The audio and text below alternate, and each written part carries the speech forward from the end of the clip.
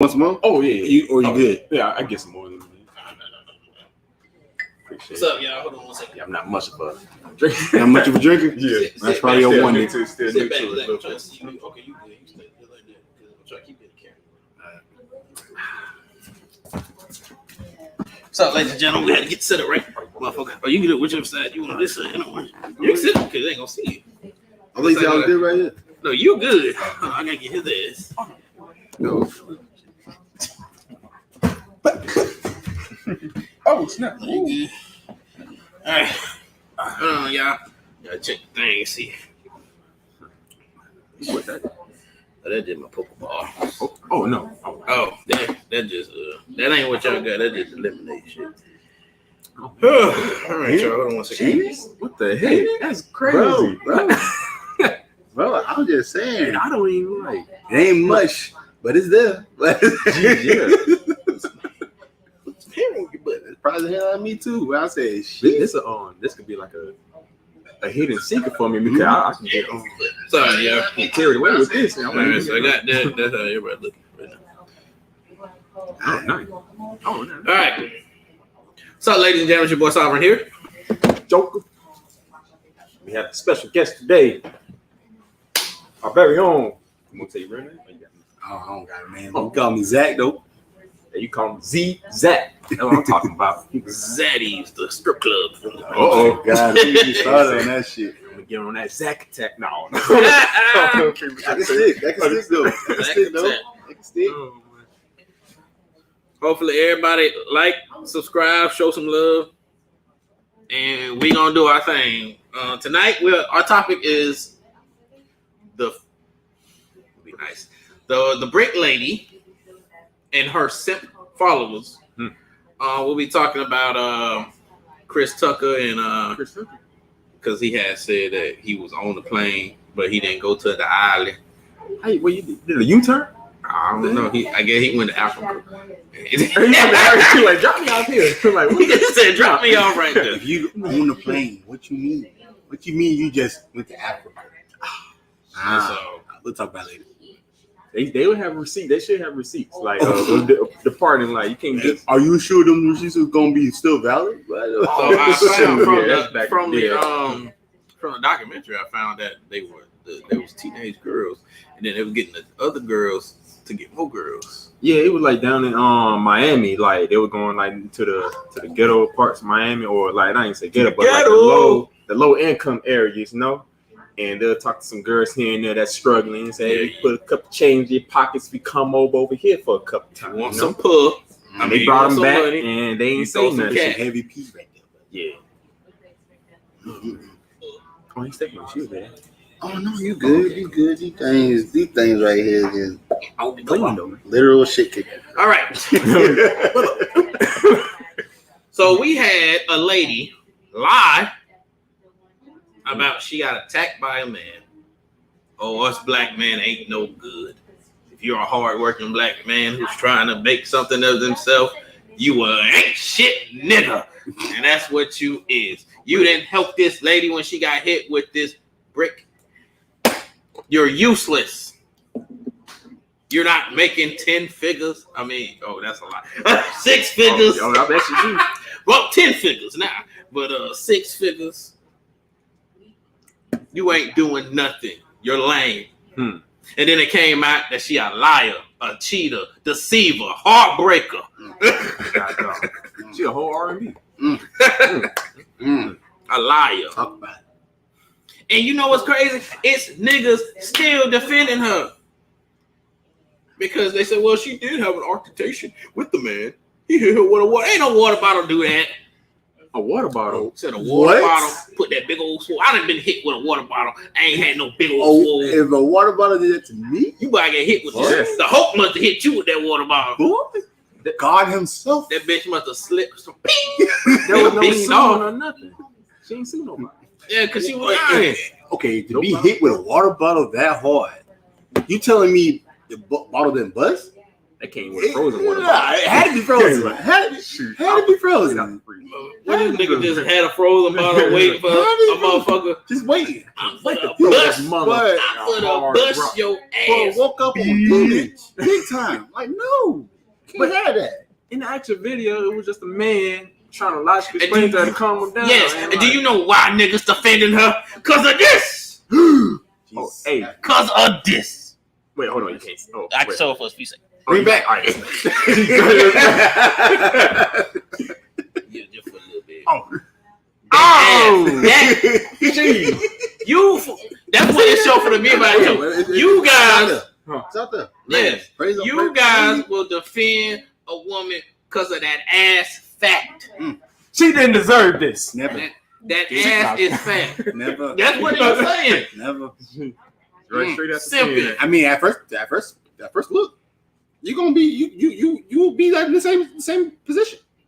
Hey. But you got to look at the whole thing. The whole thing. That's not the way it went. The whole thing was, first of all, she was acting up. Yep. She was acting up, but also I don't think that came from a water bottle. It couldn't have came from a water bottle. I think where she had an allergic reaction or something. I don't know. That ain't no plastic made your face break out. Well, I don't know, man. I don't know. I'm just acting like. I'm just a person that just been here long enough to know that a water bottle just don't do that to you. Just water. Not just water. This bitch had almost over 50,000. They took it away. They took it down and gave everybody money. But y'all were literally gonna donate this much money to a liar, and they got mad at people for saying she was a liar. Look, I get. You know what pisses me off? Because it's women and men and kids that be going through shit for real, and then y'all lie about it, and then that's why people don't want to believe motherfuckers. You crying wolf and shit. The thing about it is, all of it was because of money. She didn't care who she was gonna take down. She didn't care who she was lying on. She was gonna get that money regardless whether like whoever she had to mess over. Cry me a river. Jeez. It was times 10. Like should have hit you with a real brick. It's something like that. It just ain't right. Like you can't first play the system and then try to be all, what's the word I'm looking for? Try to be innocent about it. Like you can't do that. They can do that. You can't do that. I mean, you can't. You shouldn't do it, but they can do that, and that's what makes me mad. Look, I know you motherfuckers say, "Oh, you're a woman hater." I don't hate women. Y'all just piss me off. No, I'm just kidding. I'm pro pussy. I'm done. Look, no, it's not you good women. It's just I'm talking about this lady right here. She's evil. She's almost as evil as Jada. Oh man. Yeah. To this day, I still turn the song down when it comes to that Jada Nut. To this day, Jada's doing that because she knows she can. That's the thing. She knows she can. And Will, you are. I done broke you down enough, Will. It is what it is at this point. I broke you down. Will Smith, like as a man on the outside looking in, Will Smith, I feel like he just crying for help. A bitch. Nah, I don't call him a bitch. I can't call him a bitch, man. I feel like he not at that moment he kind of. But he was. I wouldn't say bitch. I say beta. Yeah. Okay. I wouldn't say bitch. I say beta. Like it would like there's different scales to men, and like he was mad beta for that. Like he could have been like somebody of but granted the whole fiasco at the award show. Throw this crazy question now. Okay, go ahead. Because you mentioned the beta thing. Go ahead. Why? Because we had the conversation. Yeah, it was yesterday on your friend. Oh, yeah. The reason I'm bringing it up is this. Why, when a man doing what he supposed to do, it's always a lie. And I say all the time, it's always a fucking problem. Because as men, we take on that responsibility. We take on that. We take on like, you know, when we become the person to look at, it's a lot more of a what's the word I'm looking for?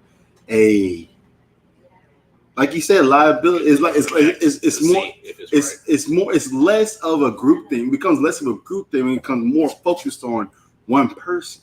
Mm-hmm. And that one person is the man. Because we have a stigma of the man, like being the man, being that guy, you know, we have that stigma. So like, you know, it like a lot of it stems down to just one person to focus on. That's how I feel. Why is it, do you feel that a lot of these women don't like that type of man?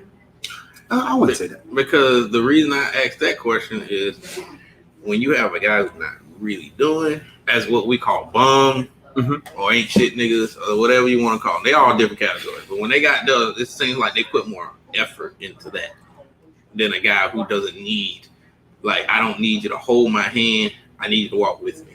Right. So when a man who don't need you to hold his hand and walk with me, it seems like he gets more kickback. Why is that? Because the man's not doing it by himself.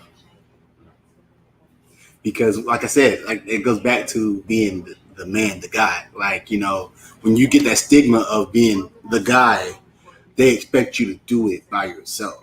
They expect you to handle it by yourself, and that's something that, like, you know, a lot of people don't like, you know, comprehend. So they don't. So the reason they're like, I'm not gonna be hard on Bob because Bob's just you know, Bob's lazy. He don't do nothing. Mm-hmm. I know what I got. Mm-hmm. Like, so if I get mad at Bob for not doing the things I want, I can't. Like, you can't get mad, but that's what Bob do. Mm-hmm. I want to say not that they dislike or hate those kind of men. I think they're not used to it.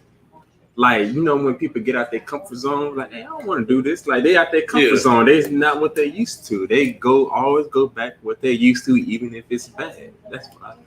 I feel like it's not objectified. But why complain about it? Because it's not objectified. It's not what people look for in that type of person. Because you can say, let's say this. Something like that. Yeah, like it's not spice to it's it. It's not enough. Boring. It's boring. Like no kids. Boring. Exactly. It's boring. Exactly. Like it doesn't give them that wow factor of like just being somebody that because like I said, females take a lot of pride in being there for somebody. Females take a lot of pride in being that person. You know what I mean? And once, like, it's just like how, like, in today's society, when divorces happen, like, women take just as much blame or take as much of the answering to, like, how you got in this situation or how you got there. Like, so, like, that's what happens when, you know, you have women that walk with you instead of being that person that's out in front of you. Because when women take that point of like being like right there with you, they feel just as objectified or just as like, you know, qualified to have the things that you have. And that's how the judicial system takes divorces and everything like that. You know what I mean? I'm gonna blow y'all minds real quick, and these guys could probably answer. In all your life, how many women have actually apologized to you? Like,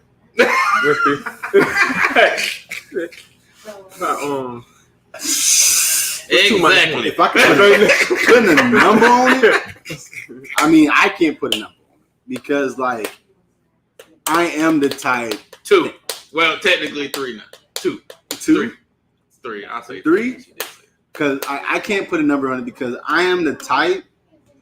I will say my piece. Like, I'm not going to say that I see things unfold before it happens, but I've been in enough situations to where, like, yo, this is a pattern. Like, if you do this, this might happen. Yeah. And at the end of the day, what happens? It happens. So at the end of it, like they're more coming back saying, I'm sorry, this shouldn't happen. But also, I'm sorry only weighs so much in certain situations. Action. Exactly. Like I'm sorry is more of like a cover up to a mess up. You ain't sorry. You ain't sorry. You ain't sorry. You just somebody that messed up, and you want. You're only sorry because you want restitution for being sorry for being caught. There's no real remorse. You want restitution for being something that I told you that was going to happen. Yeah. Like that's hard. That's hard. That's hard. You know, to look at sometimes.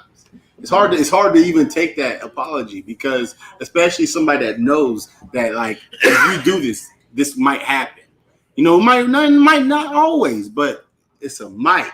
And that's the scary part. Like that's one of my biggest fears is not knowing.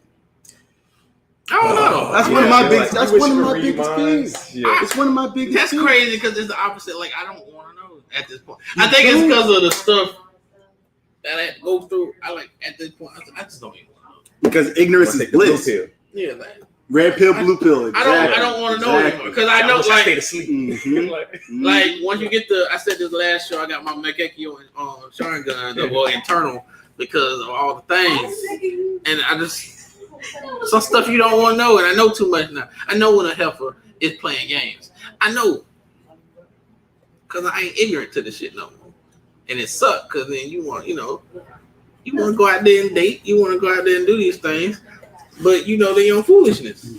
It ain't real. I know people like the term like red pill is like called a lot of flack nowadays, but like what he just said, I don't think red pill is about like, oh yeah, we're gonna talk down on these bitches. We're gonna rule on we the alpha man and all that stuff. No, it's just really just understanding a specific type of personality for somebody, and you know how it's gonna go. It's a negative personality and a certain type of person, and you know how to not be manipulated by that system and knowing the knowledge of it. That's what I think. More on what he was saying. Yeah, like there are radicals. There are radicals to every type of ideology, and like I think people idealize like the negative in every ideology before noticing the whole picture of a thought process. Like red pill is something that like you have like you have to like you have to acknowledge, but also you have to take it all in. Because like to religion, to thought processes, to there's everything in this world. There is a radical side to it, and if you don't recognize it, that you're not seeing every every aspect of whatever you're talking about, and like that goes into like ignorance is bliss. Like you're just stuck on that one type of thought process that just carries on over the whole type of ideology, and I feel like that's just like a easy way to cope with just trying to live with whatever's going on at a certain time, especially with talking about that. That's something that a lot of women don't really like, but it's something that women can't live without. Like women can't live without the alpha or the sigma male. Women can't live without that man that takes charge, because when women start walking close, they feel obligated. That's not what women always want. Let me speak loosely about it, but that's not what women always want. There's women in this world that just wants a strong man to lead them, and that's something a little touch about what red pill is. Like I'm not saying I fully endorse it. No, I don't fully endorse it because of the radical side. That radical side is so vast that you might be viewed as toxic, and nobody want. me personally, I don't want to be viewed as a toxic person. Like I already have so much that goes on every day that it'll just outweigh everything that I do good. So I'm a demon, so y'all can. So like it's just something that you don't want to go heavy into it. But like, is it good? Sure. Is it bad? There's a big gray area on saying yes or no. Now, man, that was amazing. Talk about the both sides of something. There's a doing too much side, and there's the right side. Yeah, yeah. There is why I ask those questions so they can have this conversation and it can lead up to what I'm about to say. Going to you guys, look, ladies. I know I've been giving y'all hard. Like I be on y'all ass hard. I really do. Y'all have to cause so much damage to people in the world. Not all you ladies. You unicorns. I'm not talking about unicorns. I'm talking about you demons. Now you simp niggas. That's why I wanted him to say that, because this is a toxic. All these quote unquote red pills and look, don't go around hating women. I hate women. Blah blah blah. Women ain't shit. No, I love women. No. Me too. I love women. I love them. Y'all work too hard. Talking about I don't get married. I'm just gonna fuck. That's not gonna get you nowhere in life. I'm telling you right now, it's not.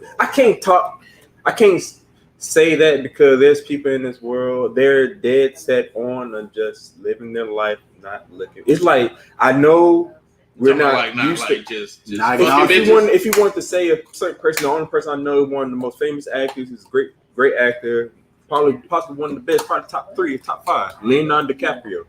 It looks like he's going through his life. He said, I'm not going to get married. I'm going to. Well, I don't mean necessarily married, just because you like focus on stuff. I'm like focus on marriage. Like what I mean, like they focus on just fucking bitches and just get money. Oh, okay. Like if they get money. Well, if they get, most y'all don't get no money. I'm just but y'all just talk about fucking bitches. And like, they letting that path, not really. They like. Because Leonardo DiCaprio, he's doing what he's supposed to do to get to that level. He's already at that level. Yeah, he's already at that. These other guys, when you talk about that path they're going down, they're not trying to do anything more than just that. I think nothing. That's what you're talking about. Hmm? You have nothing. Y'all talk this myth. It's like think about the high school guys in high school. What they doing now? The ones who talking about fucking bitches. They ain't doing nothing with their life. Talking about, I'm gonna fuck some bitches and I ain't gonna do nothing. What you gonna do? Where your money at? Where your job at? Where your career at? What you doing? What you doing to pay for your funds? Yeah. To fuck you too busy worrying about they in the underworld. Yeah, like I get it. Sometimes.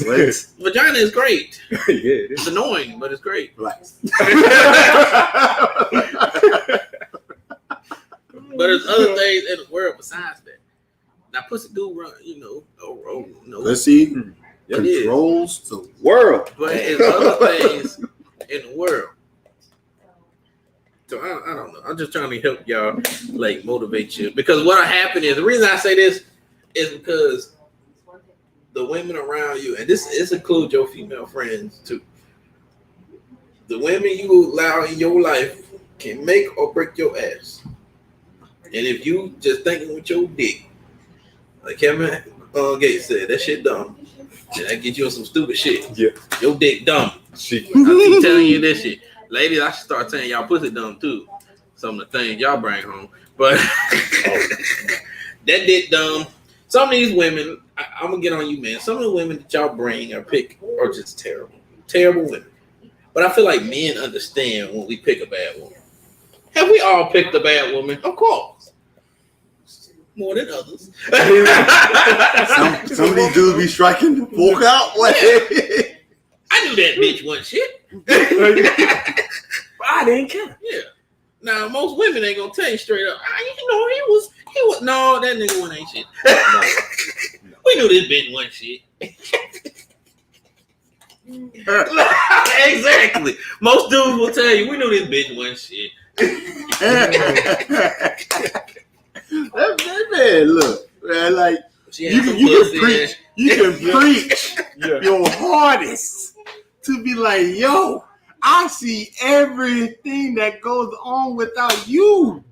Exactly. And don't do it. And you can be sitting there and just preaching the gospel to this nigga. And he get up, la la la la la la, and then 5 months to 3 months later, I told you that bitch wasn't shit. his feelings hurt. Feelings, it just shambles. Like, ooh, ooh, ooh, crummy. Like, no, you can't have Singing that. Luther Vandross. So you want to be?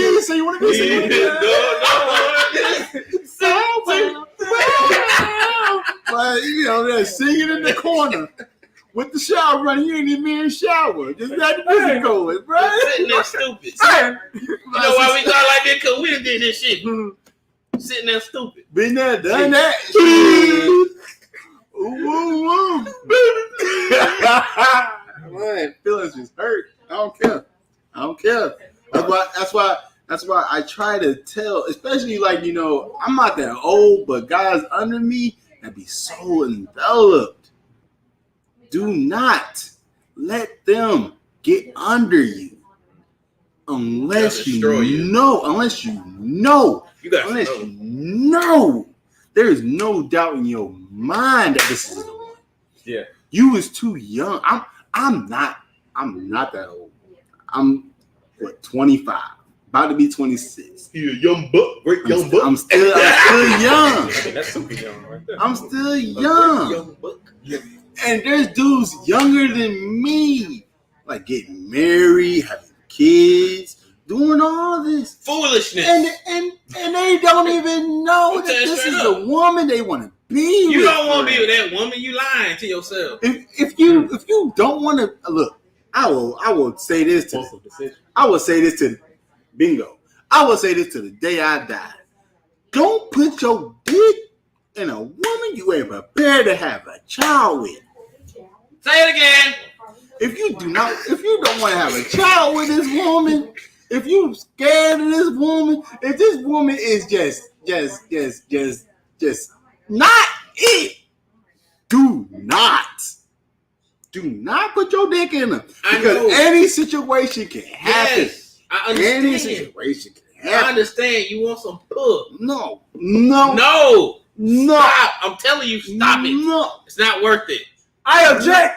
No. Look, as long as you be protected. Look. Like I said, in any situation can happen. She can be the baddest, the finest. Yeah, you gotta be careful with that. Yeah. Baddest, the finest. But she might put it on for you. Oh, snap. Right?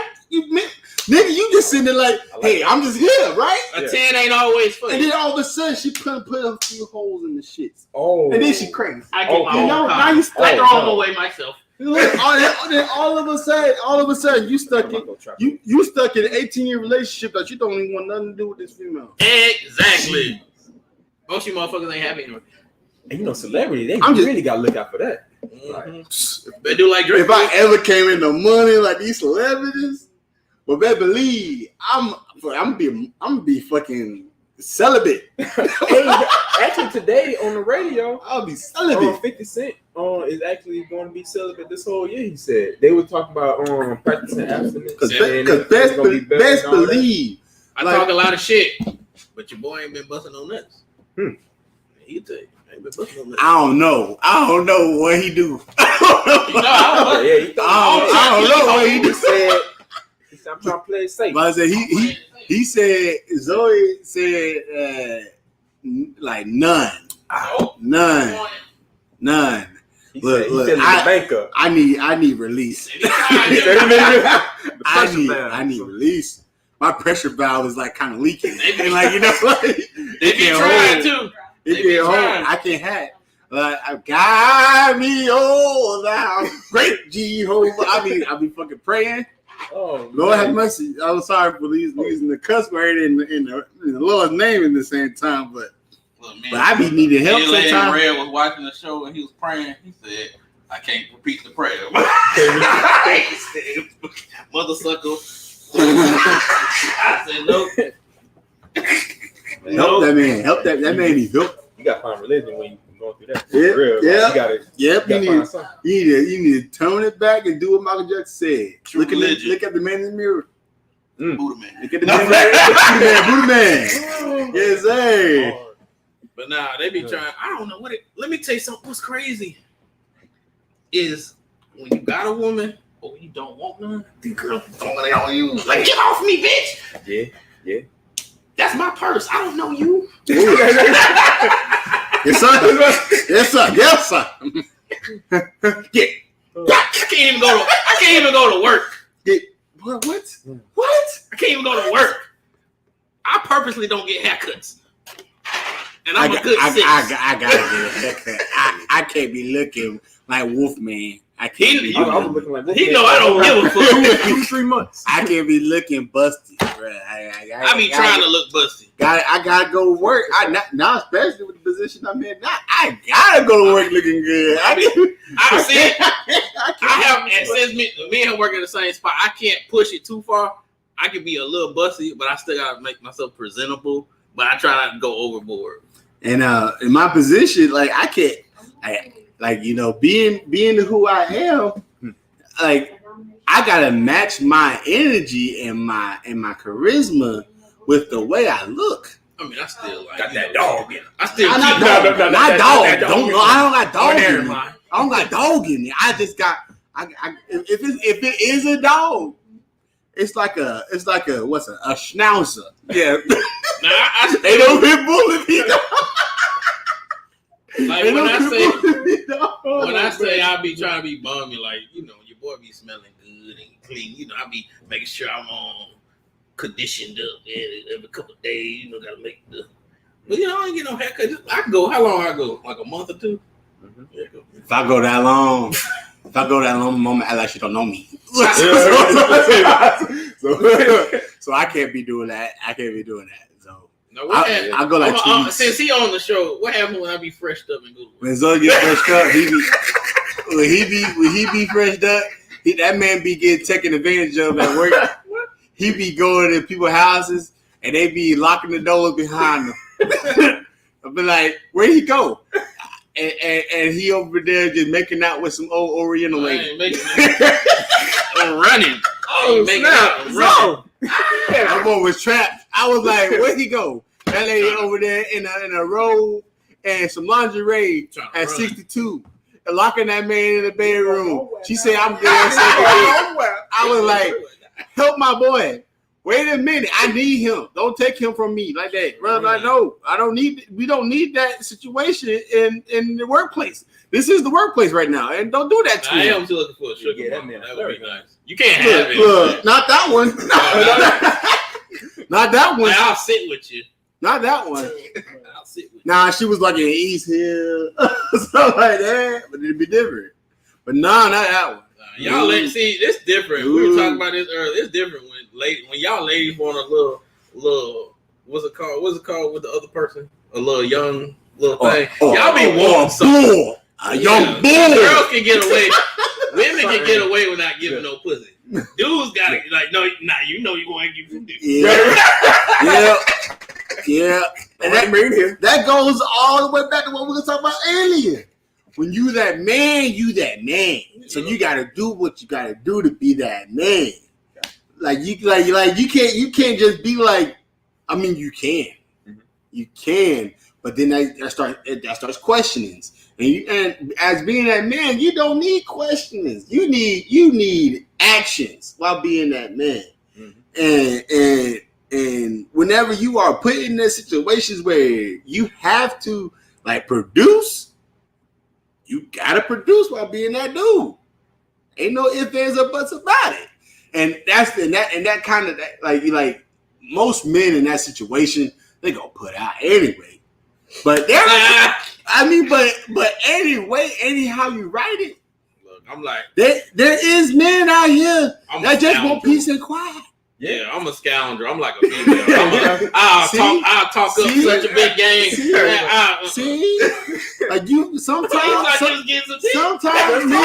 that man just worked a 14-hour shift and want to come home to some dinner That's what I want. I Yeah, want dinner, a hot bath. I ask for back rubs. I can't get that. That's all I want. You know, me personally, I'm an anime head, so I get out my shower, I eat me some foods, I will sit down and watch me some anime, and I pass out. That's the best day right there. That's an easy, good day for me right there. Yes, that's it. Easy. Just relax. Easy. If I work my ass off for 14 hours and come home, had to work some more, no. No, I ain't had. Unless you got you one that got mega knees that don't care about how she breathe. Nah, I don't want. I don't want. I'll be alright. Let it slide. I'll be alright. Let me be. Look, let me be. I go out. I go wake up, right? As a man, I'm waking up. I'm going out doing here. I'm fighting demons and monsters every day, all day. I come home. Why the fuck do I want to have another fight? Don't get me started on arguing. You know it's. Don't get me started on arguing. Yeah, why are you arguing? For what? Don't need that. And then it's like, and I'm not even gonna get on the ladies for this. I'm getting on some of you men because y'all enjoy that shit. How can you? That girl be stressing me out. Well, then leave, nigga. What did you do to mitigate the situation? What did you do to stop the argument? Oh, I just kept talking to him. Exactly. All some men gotta do is just sit there and be quiet and take it. Like, look, honestly. Me personally, I can sit there and take whatever you got to say. I'll look at you, and keep on going about my life. But some men just can't let it be. Nope. Can't let it be. And I feel like that right there. Too much pride.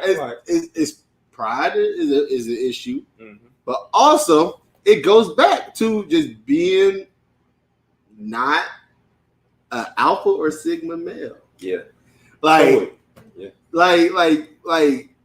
you can't just let her vent. Let her get all that hot air out. You can't let that. You can't let it just be.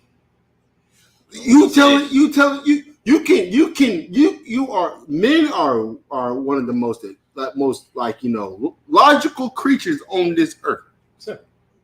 Simple. Me want me. You know exactly. you know exactly what she wants. You know exactly how to get there because you work. Every man works from point A to point B for something, and you telling me you can't figure out just to be quiet. All you gotta do is let her talk. Let her say what she gotta say. She can say whatever she want to say. And as soon as she get done, yes, ma'am. And keep on moving. All you gotta do is show a sliver of humbleness. Just a sliver. And she'll give you what you want. My object in life is to be a bottle of Gallium. Be somebody that is an unmovable force. Being that person, for especially for the person you love, it speaks character. It speaks volumes. Like being somebody that she can say what she got to say, being to do what she want to do, and keep on going about your day. And it didn't change your thought process on whatever you got going on. Like a woman can respect that. Yeah, because you got integrity. Exactly. You know what's gonna happen after that, ladies?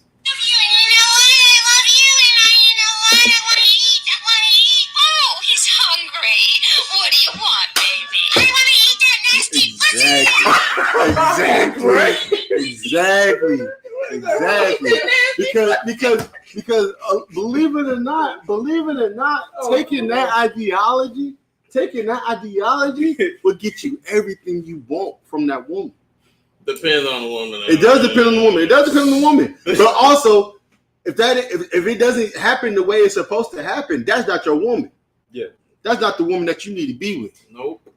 Like, if this is the woman you're supposed to be with, that woman, let her get her hot air out. Let her say what she got to say. Soon as she get done, she trying to feed you. She trying to make sure you good before she go to sleep. Yeah. She trying to make sure we ain't mad before we go to bed. Yeah, because the worst thing you can do is go to sleep mad at each other. No, we're gonna. You going to sleep mad at each other? Ain't no reason for y'all to be together. Nope. Because if you're able to go to sleep mad at somebody, you able to go to sleep mad at somebody, you don't trust that person. Choice. I'm looking at you like that. If there ain't no trust, it ain't no trust, it ain't no I'll way. cut you, bitch. Exactly. You gonna lose sleep. You gonna lose power. You gonna lose everything that can make you a better person in the next day. We supposed to be a team. Exactly. We supposed to be team. Exactly. Oh yeah, we're gonna butt heads. I mean, every relationship, friendship, we butt heads, but we're a team. But the last thing they want from you is responding to them in the way how they responding to you. They don't match my Don't you scream at me. I was not screaming. I was talking loudly. Like women and men run off of two different things. Like women, they run off of emotion. Men run off of logic. And sometimes, emotions and logic, I will say they do not match. You get a woman that push your buttons, and they know your buttons. That ain't the woman. Gonna push them motherfuckers. That ain't the woman. That ain't the woman for you. If she deliberately do it, just push it. She deliberately do it. Do something, nigga. You know how you playing the game? You play the game and you pressing the button, the speech button. I dare you to hit me. Man, why you gotta say you press the speech button and keep starting over every time you say it? Exactly. Are you jumping up? You jumping up? I ain't do nothing. You know I do nothing. Because honestly, silence speaks a lot for a man. Silence can say whatever you wanted to say as a man, especially whenever in those situations, those heated situations. In those heated situations, like saying nothing, eventually she'll shut up. Eventually, she won't shut up immediately. She'll say whatever she got to say. Gotta ride the wave. She say whatever you got to say, and if you got to say something, make sure it's calm, collected, cool. Don't be nonchalant because women don't like nonchalant. Women don't like nonchalant. That's point by period because of how emotionally driven they are. You showing nonchalance that's like saying like you don't really care. Just say it with like gusto, like use your testosterone to carry your sentence that you got to say because most men don't say a lot after women say what they got to say. You use your gusto, your testosterone, whatever you got to use to say those 5 to 6 words as clear as you have to get your point across. Because a lot of men don't need a lot to say. A lot of men don't have a lot to say to get their point across. A lot of men, especially in day-to-day lives, saying what you got to say, it don't take a lot to say what you got to say. You can dumb it down. You can simplify it. You can do what you got to do to get that point across. But as soon as you get that point across, it's there. Ladies, I'm going to give you some advice. Your man gave a fuck. This shit good as fuck. Yeah, I know, right? Like, on some real stuff. To know that, look, I know ladies always figure out, does he love me? Does he care? Look, a man can care about you and still do some fuck shit. But like for real, on some real stuff, no matter what the fuck, I can be pissed the fuck off. Yes, but if you need me, I'm there. It doesn't matter. You call me, I got you. With all the attitude. Yes. Don't give a fuck. Yes. A lot of you ladies have not experienced that. And it's okay because some men don't have it in them. They don't got that dog in them. And that's okay. Like some dudes, they're not gonna always be there. It is. Now I'm not supporting that at all. At all. But So these, I'm trying to say it. No, fuck that shit. I was trying to be nice. Look, these little boys, and that's what they is. They're little boys. They don't know what's going on. They don't know what's going on with themselves. So you cannot expect a man in that situation to be there for you. He might care or whatever, but a man in those situations, you cannot expect him to do certain things. And in y'all mind, y'all want Tyrone to do these things because it's gonna do the most logical thing to him. And yes. every man has a different logic process as well. Like logic is not just a one-way street. Logic has multiple avenues. So like whenever you are expecting a man to act a way and he doesn't act that way, you cannot like try and press him to act the way you need him to act, because doing that starts arguments. It starts confusion, especially in the man, because men, like I guess I'm just speaking about myself, but men, I am simple as fuck. Like I'm simple, like doing whatever I'm doing, and then trying to throw emotion into it while I'm in full logic mode will just create confusion. Like I get confused at frustration. Yeah. Everybody gets confused at different things. My thing is frustration. Once I get frustrated, I get emotionally unavailable. I become nonchalant. I become somebody that I cannot be for a woman. And I need, like, sometimes you just need females to just. I'm sorry. I gotta stop saying females. Females. Say bitch. Say. No, I'm saying women. Women are somebody like. Bitch. Threw me off. But women just have more emotion. Pushing. You know that they will respond to how you're saying it instead of what you're saying. Exactly.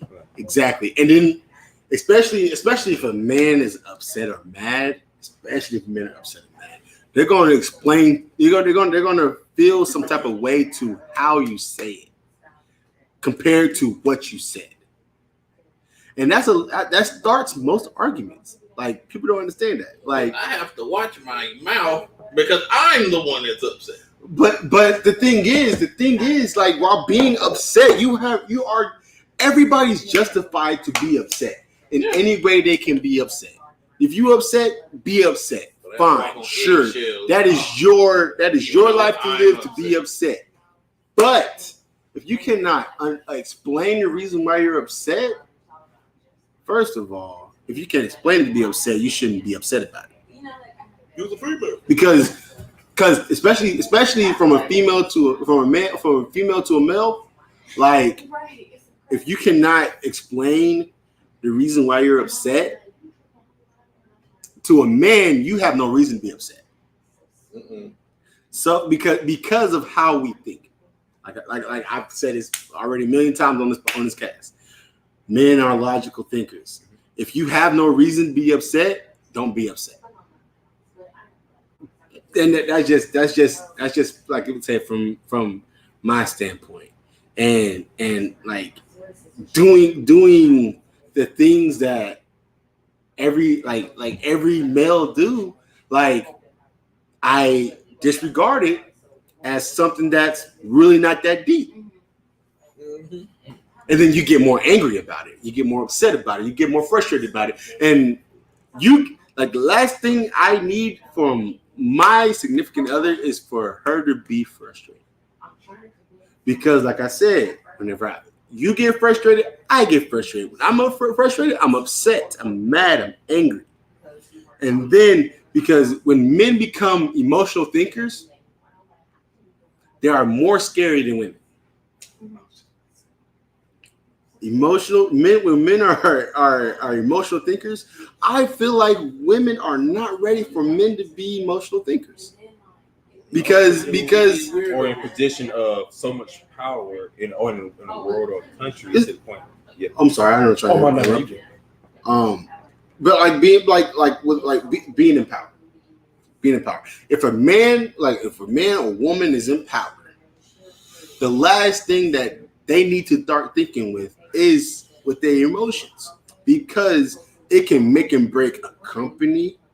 It can make or break a relationship. It can make or break like the country. Like thinking with your emotions, like it can get other people in danger. And a lot of people don't understand that. Like when you start thinking, because you become very biased, you become real self-centered. You become like there's certain things that happen that just make you like volatile to everything around you. That's why, and I also feel like as a certain type of, and you know if you're this person, so I always use the word pillar. So if you are like the head, the pillar, where it's your group, your leadership in your business or work, wherever it is, no matter what the fuck going on, you always have to take that mindset of, look, I know I'm upset or I'm pissy or something going on in life, but I also have to remember there were things outside of my world.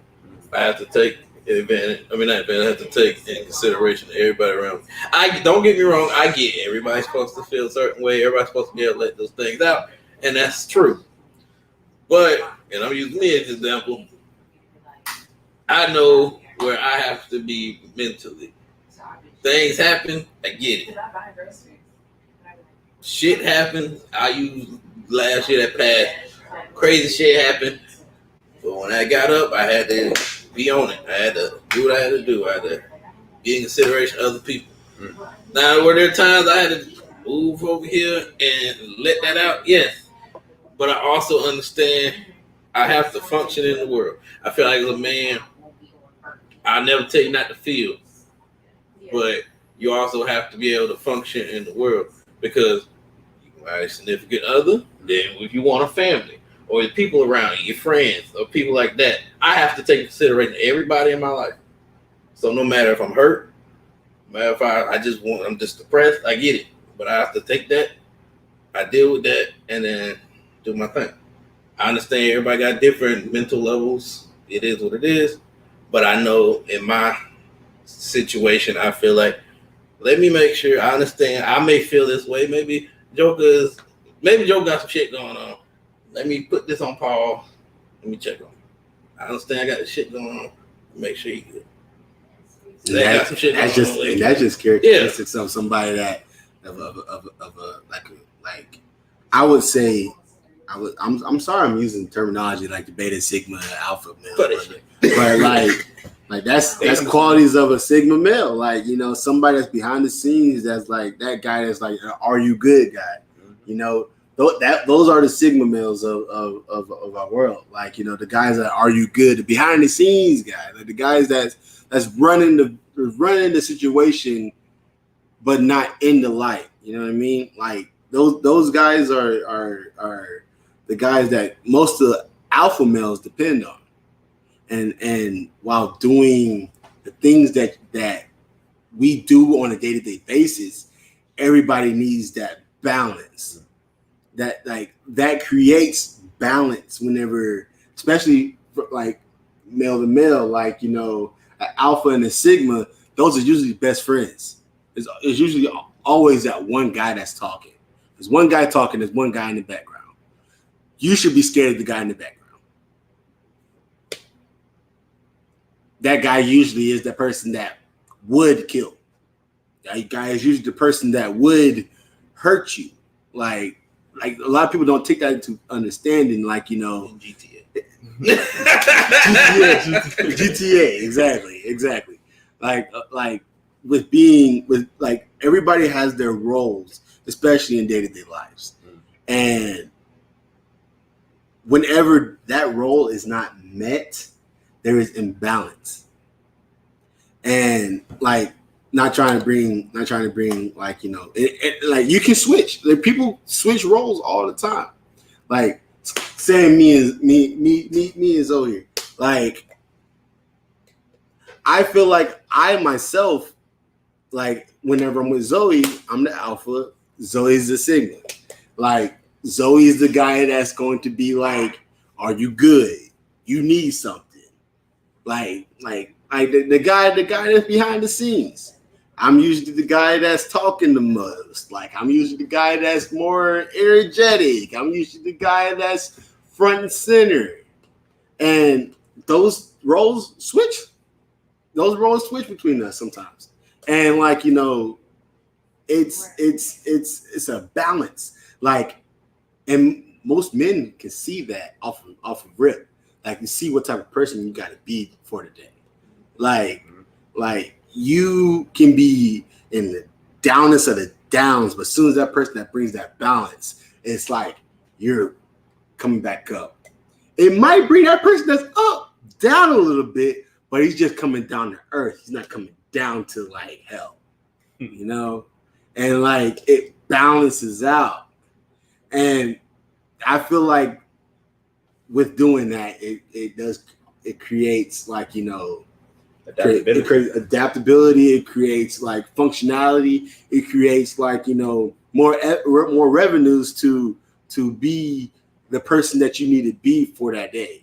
It creates like, you know, like situations where you can be a better person. Yep. Like that's just something that I fully believe. Yeah, but like the person, there are people in this world that can change the mood of a room. Mm-hmm. Soon as they walk in. For some reason, I get that a lot. Like I can see that. Like being that, I don't try to. It's like something that's just something that happens. Like, you know, being a person that can like change the whole mood of a situation or an area. I don't hate it. I mean, I used to hate it. It happens.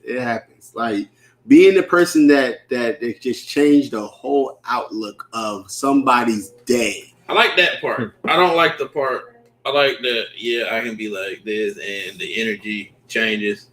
But I don't like the fact that then it makes me feel like all eyes on me. Mm-hmm. Yeah, I'm like, when it comes to me, like when I like if I go into the workplace not feeling so good, like people see that junk like easy. Like, dang man, what's wrong with you? Like, yes. I thought I was hiding. No, you weren't there. You're on the military. Yeah, you was on the military. I was like, William said, so what's wrong with you? Yeah. I had to kick the trash can. Oh yeah, boy. I was right there. Who can't get pissed off? I was right there looking at his ass. I was like, look, man, like sitting there just watching you self-destruct like that. Everybody looking at me like, oh, what? And then we were talking about something. So you can't be the one to get pissed. I was like, is it that deep? What's going on, Zo? What's wrong, man? Like, I got frustrated. He kicked the shit out of that damn trash can. Wow, I was like, damn. I was trying to get my fucking, it was cold as fuck. I was trying to get my keys out the damn pants and all this other shit. I was getting mad. It kept going right there. And so it was cold as fuck. Goddamn, man. Fierce kick. Look, when I tell you that man Sparta kicked that that trash can flew like 10, 15 yards. I was like, yeah. Zoe pissed. Nigga told me, are you good? I said, I'm good. I've never seen that movie yet. Man, what? Jeez. Hey, I digress. We're okay now. That's we not tame. Nah, I used to be very bad at controlling my emotions. What was worse about it? That it happened out of nowhere for me. Like I'm walking out the building. We gonna go home. Zoe over there at the bank just boom. And like, you know what? That was still controlled. That was still controlled. So I made sure boom, before I did anything, I made sure there was nothing in there. No one right there. Okay. Because you just pissed off, just blind rage. You don't care. There was control, and nobody was there. It was an empty trash can that we just put on the bed. I said, "Bing." If you had a theme song for that music, for that moment, it would be ending up. Or no, it'd be man. See, back in my younger days, I had a little hard time controlling my anger. Oh yeah. But no, I'm good now. I feel like back in my younger days, I don't know why I used to get in trouble in school. Maybe I did have an anger problem, but I feel like it wasn't because of me. People piss you off. It was them. People piss you off, and most motherfuckers don't care. Oh, you mad? Yes, I am. The thing about what we just trying to say here today is you really got to pay attention to what you do and how you think. And because those things come with consequences and sometimes come with rewards. So yeah, you really got to pay attention to that. Be careful because one really bad thing can mess up your whole future for real. Yeah, and don't have that mindset of, well, everybody, no, everybody's not you. No. You can be responsible or you can be just like everybody else. That's why I tell myself all the time, every day, I am not like these motherfuckers. Like, I'm not trying to be a dick. I'm just like, I cannot, because I can't do. Look, if I want to be where I want to be in life, I can't act a certain way. Mm-hmm. If I do something, I gotta man up, gotta fix my problems. I can't blame it. Oh, life is fucking shit. It's their fault. No, it's my fault. The thing is, just because the type of person you are, if you ever do go that route, the consequences for you it'd be 10 times even worse than compared to another person that doesn't act like you. You know? And I've had consequences for doing stupid shit. For not thinking. Y'all ladies didn't want to jump in? Nope. But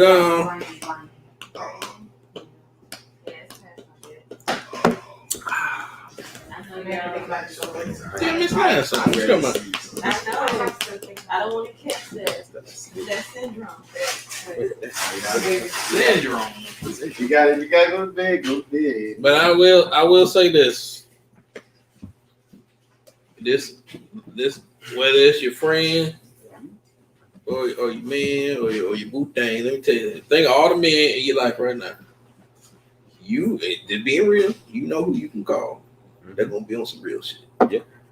Not that bull talk. Motherfuckers love to talk. Motherfucker call me right now. I'm on. They know. Everybody got quiet. They know. They call me right now.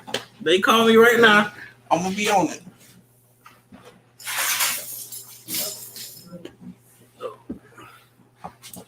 I ain't red was here, but you know. I'm gonna go to the gym. Oh, that's what you said? Oh, go to the house. She go late. I wish I could go at night.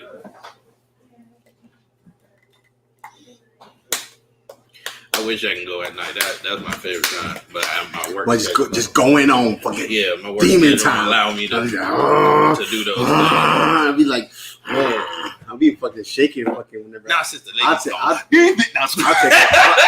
take a shot of pre-workout and I'll go in there and fucking like rope master my fucking arms. I'll be like, pissed off the whole fucking time for no reason. Man, I command you to grow. You know, like shit. I command your muscle going. Help me. Man, I was pumping the flip. What's that? National. Oh, wow. You was touching that wee. Oh. What you looking at? Dude was over here watching. He was on the camera. It ain't even that great. Ew. Yeah. Oh no. That's a dude. And he over here. Huh? He over there living life. He said, I like what I like. The man. It's a man's word. I like what I like. What's up, man? Yeah, the ladies gone. The ladies didn't really jump in today. They had their own conversation. Nice. I heard them talking a little bit, but they had some things to say. But they ain't want to go and say it on camera. It's okay, though. They said their brain was braining. So Their brain was brainy. Your sister's she's going to work out though. She working out at nighttime. She got a new workout partner now. Woo woo. I've started my back working out. They don't know that. Like I just do twice. That's what I do. I just go straight. That's like even with I had this in the car. I just showered. Put this shit on through anyway. But I just get in there. Oh yeah, you heard? Yep. She been doing it. She been complaining because she's been sore. I told her just to keep pushing. Mm-hmm. You just gotta get past that part. Once you get past it ain't nothing but green fields and open skies. My shoulders sore. They're not really that sore like that, but they're a little sore. Yeah, they really sore because I've been crawling crawl space. But going trudging like a snake. I was yesterday. I was like, trudging like in the army. Yeah, boy. So if you're talking about something, I don't think you need to work. I said, I got to. Well, I did hit a personal. Boom! I did hit a personal record though. Oh, you did? Yeah.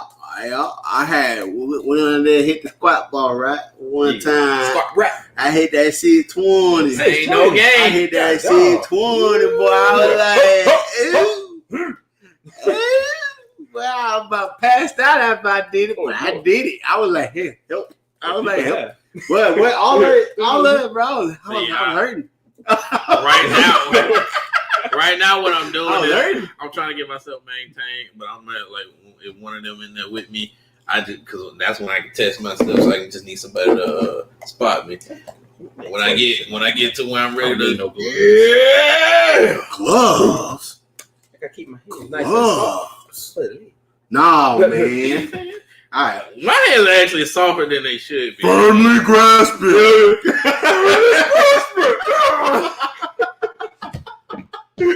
Firmly grasp it in his hand. Firmly grasp it. Hey, Pastor got pissed. I ever see Pastor get mad. Man, that man was 38. Man, I was like, hey, yo, let it go. Let it go. See, that's something that how men act whenever they start acting a little emotional. Start beating folk up. Oh, yeah, you can tell the truth about that earlier, man. Man. We was out at play. I remember we were doing the punch machine. And the dude was a white dude with his lady. Oh, yeah, that dude was strong as hell. Yeah, I let him have that last punch. I was my highest hit on mad. My highest hit on the punch machine was like 982. For real? Yeah. You said 982? Mm-hmm. God, dog. That was more than him then. I was my cousin literally stopped. But you know, the punch machine is more just like just it's how you connect. It's like I was for the hit that bitch. You can hit as hard as you want to and like hit it in the wrong spot. It was the perfect punch. My cousin walked over there and stopped me. Yeah, what the heck? I'm gonna smack the ass. Like, why would you press the button? I hit it hard as I thought I was going to hit it. When I connected, I threw my ass in that shit. I was like, hey. That's how knockouts are. They said I didn't even try to throw the punch that hard, and then they get knocked out. That's how they say. Honestly, no. With knockouts, it's not how hard you hit always. It's where you hit. The button. There's a button that every person got in this world. It's just how now when like the veteran fighters when they be hit when they like strengthen their chin and shit, then you gotta punch hard. Yeah. But you also gotta punch hard. You gotta punch precise, and you gotta punch right there.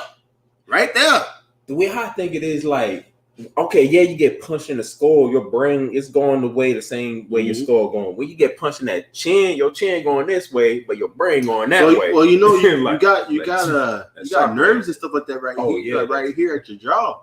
That once you cut the circulation off or nerves and veins, you can cut the circulation off.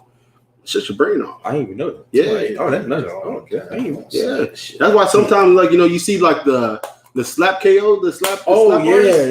They be slapping the shit out of each other. But as soon as they hit that right spot, they out.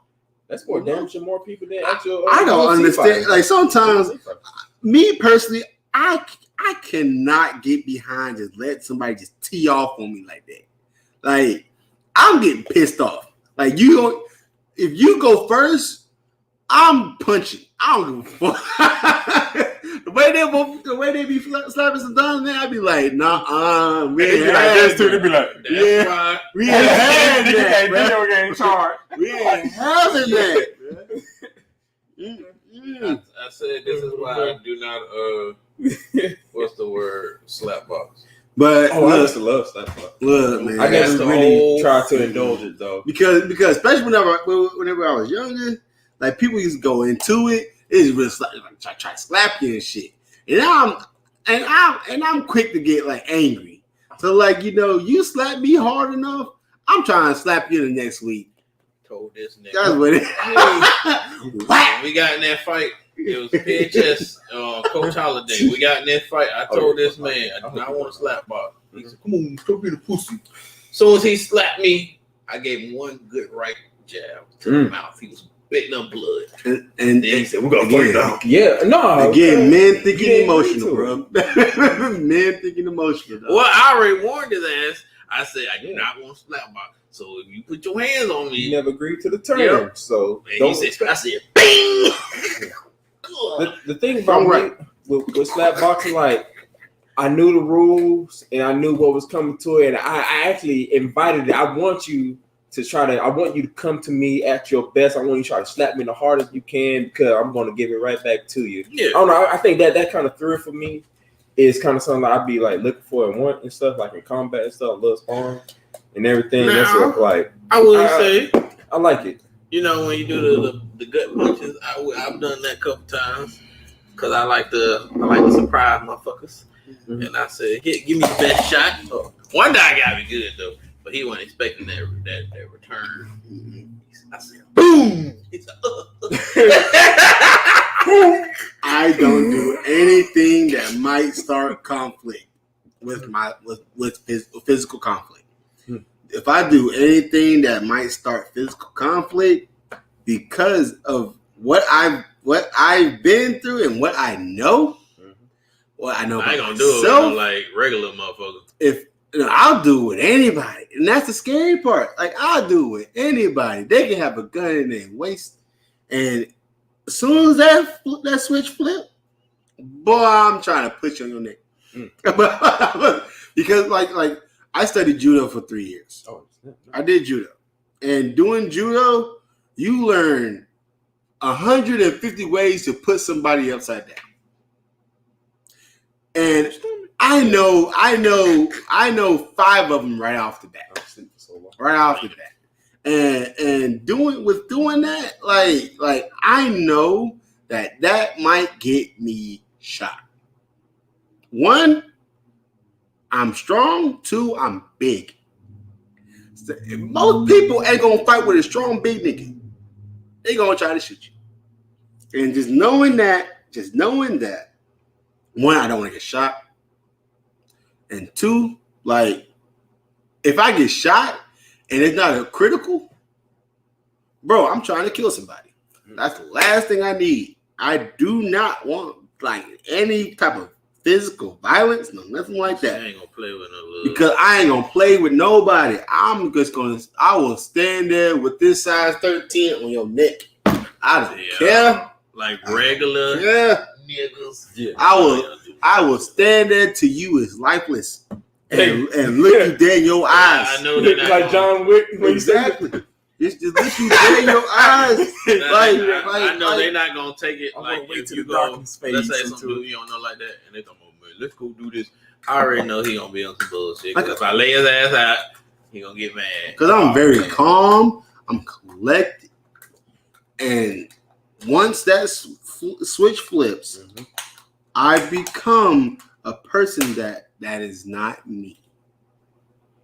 Doing this because it happened too many times, especially while it started when I was playing football back in the day. Man, playing football, man. No, not blind rage. It's just a totally different person. Like I outside the helmet, I'm nice, I'm cool, I'm calm, I'm collected. As soon as I put that damn helmet on, I'm a bat out of hell. I'm trying to. I will give myself a concussion trying to hit you. Ain't not bad. I'll get up.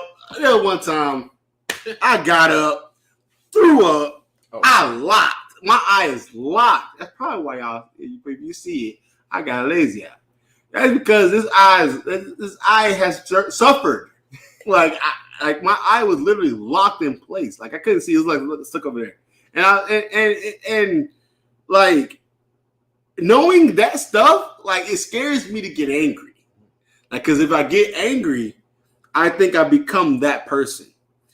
Like because it has happened outside of my helmet, and I feel like if I lose that, I feel like I lose reality. Because if, like losing reality, you get that sense of like immortality. Like nothing can happen to you. And as soon as like that happens, there are people in this world that'll take you out.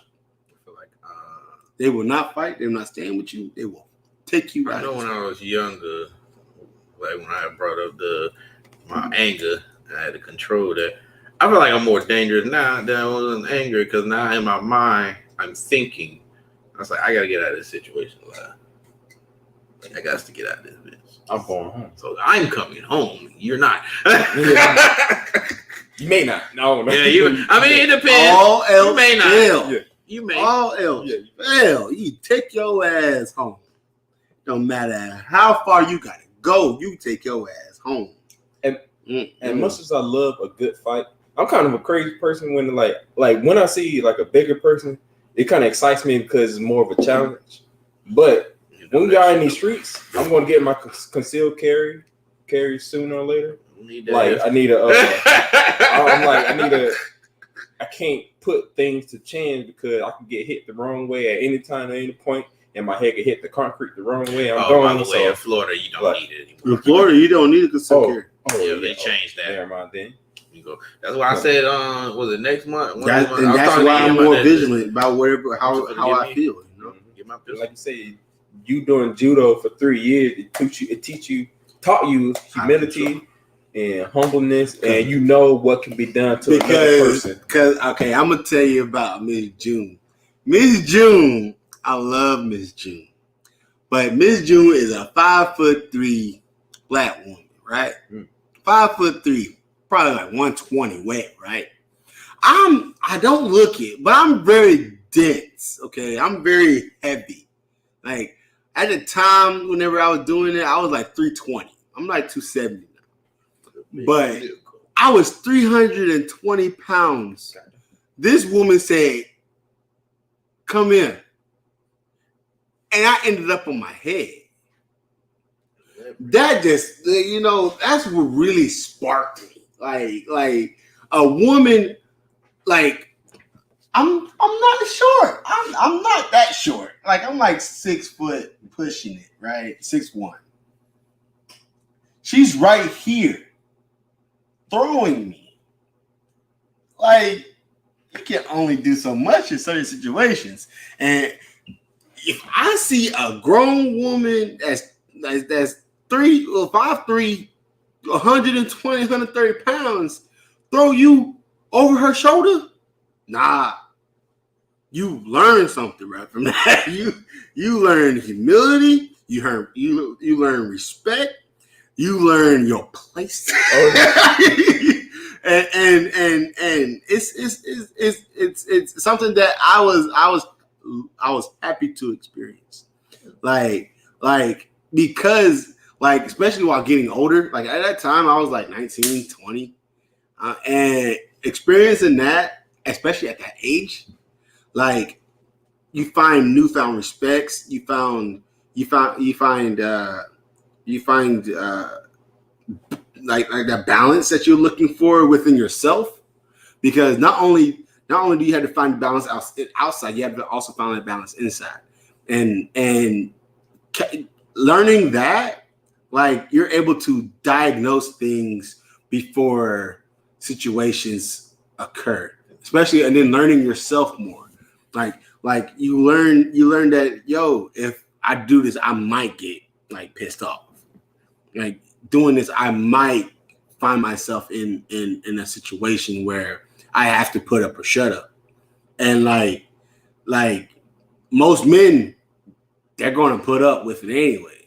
So it just experiencing that was a very like, you know, eye-opening thing for me for sure. Like it was, I would always think of Miss June whenever I'm upset. Miss June was somebody that was like, she will make you like she was something similar. It's weird to compare her to him, but she was like my dad. Like my dad was somebody that can make you feel this big, but pick you right back up and tell you to do better. You know, and like that's some things that you can't experience every day. There's things that you got to take to heart, and that like I really don't got much else to say about that. Like it just shaped me to a person to who I am today, and I always he ain't had enough drink for that yet. What? He said, "Was you lit?" I said, "He ain't had enough drink for that yet." But especially, he said you're saying some real shit though. Oh man, but especially, thank you.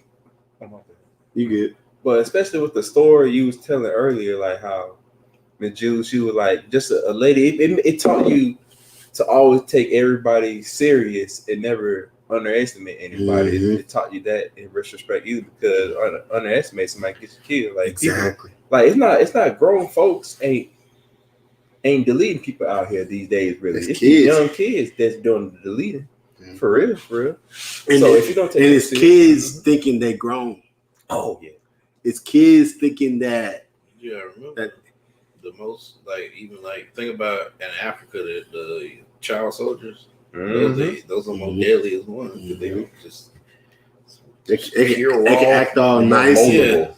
They're moldable. Exactly. Straight emotion, just older person you gonna think about it. You like you don't want to just kill somebody. I saw a movie about that. Unless you're just programmed. Yeah, but like, unless like you just already off the head. Yeah, like you're a normal person. You're like, there's another way I can do this. Bang bang. It's been like that.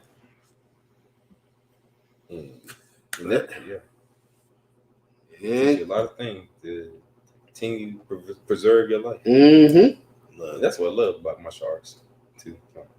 I love it. Always teach you more about life than you thought you would know just from being physical with somebody. It teach you a lot about life. As y'all know, my family, we were forced to learn how to fight.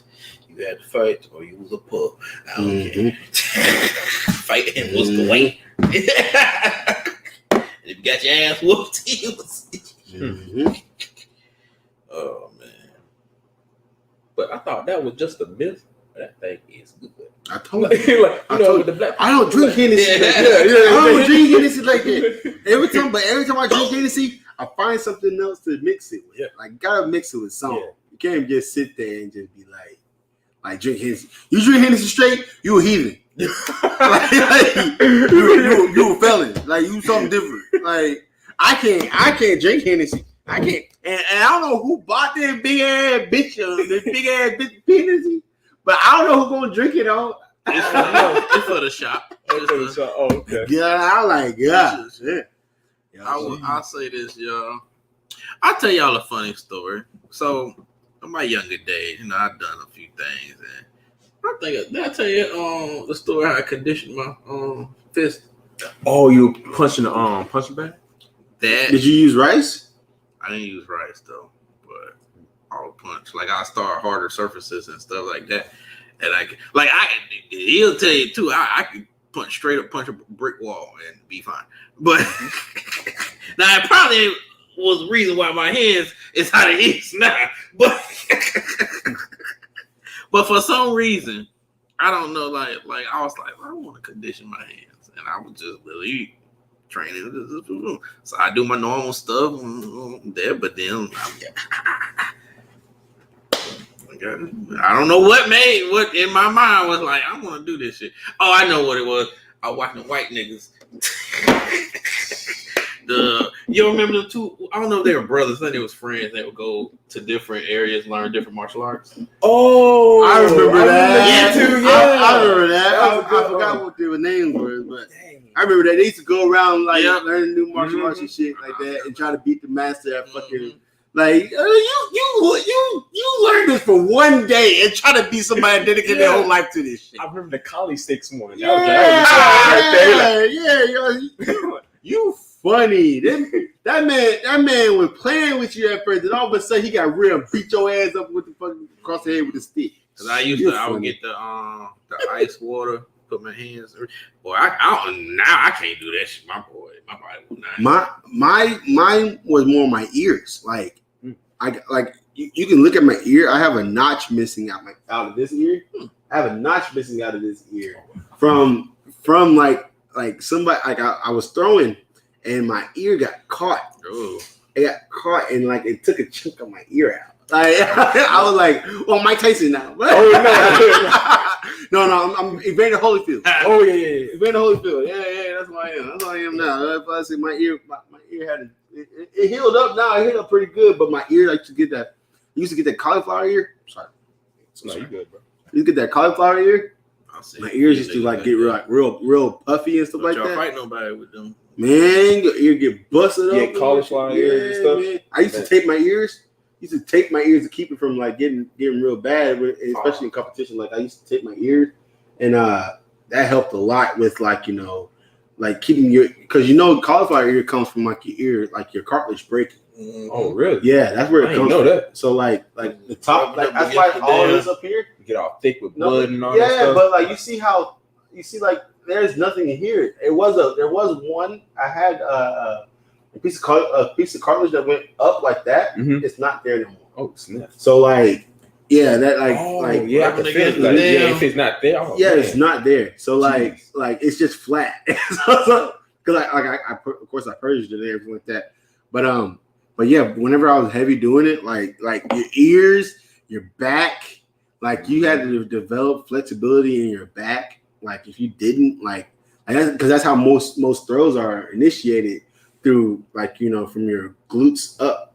So like your shoulders, your chest, your lats, everything that incorporated like movements, like up top was for sure at risk of being injured anyway. There's a cost. Exactly, especially whenever you're wrestling somebody that was your same weight. Like I said, I was 320 pounds, so like I was wrestling heavyweights. Like I was wrestling people that were heavier than me. Like believe it or not, there are people like I met a few guys that were like they were bigger than me. Like Russian bound people. Like my name is Victor. Right, yeah, exactly. And like look at them all. Oh snap! Yeah, I see it. Yes, sir. That was solid. That was solid. He's like, yeah, call me the ball. That was solid. Yes, sir. But yeah, like wrestling dudes, like going up against dudes that are like 350 pounds, but these guys are solid. You gotta be even more careful at Exactly. that higher weight, just like with boxing. You can't boxers at a higher weight. They don't throw too many punches because if their they punches, catch that, their punches connect, you are going down. Like so, like that. It's the same way. Like if a man gets a good grip on you while you doing judo, like you are going down. Especially like my favorite was an over shoulder toss. Like you get in and you're right here with the man. Mm-hmm. You got his arm and you got his gi, and you take his arm, put it to your chest, and you just punch the ground. Oh wow! So like you can. Like I've been in situations where you like a guy got me in the overhand and like my face plants the ground. Like it's serious crazy, man. Like you will find yourself in situations where like especially in judo where like you can get knocked out and not even know it. Jeez. Like you'll pop up, like you'll hit the ground, pop up, and then fall back. And I bet it's just like behind boxing, they teach you how to take a punch. I bet they teach you how to take a throw. Yeah, like that's a rude awakening. How you break your fall? Oh yeah. You got like breaking your fall. Like the easy way I can explain it is it's kind of like starring out, like letting it happen. Oh, like if you fight against it, it can cause more injury. Jeez. Yeah, so like I I've always like if I found myself in that situation, and I have, you let it happen, whatever it's going to do, because if you cause more stress, like strain, they're going to put more effort. And if like a throw, not gonna really take that much effort. But as soon as somebody's just like, you're coming with me, like point blank period. Street Fighter special. Let it happen. Like he's coming, they're coming with everything. They're coming up. You're going up and then down. You gotta just go down instead of like up and down. You go up. Jeez. Especially there's like I was picked up off my feet by one hand. Somebody just like It'd be funny. Like it's just a freeze frame at the top. You're probably wondering how I got here. Exactly. Like, exactly. Man, when that dude threw me, I had a fight. His friend came by me. He was a big ass dude, and I was tiny. oh yeah. I was like Timmy skinny. He was nowhere near her the way he was. Yeah, I was small. Ew. Nigga said, "You like a cat." I said, "Whoa."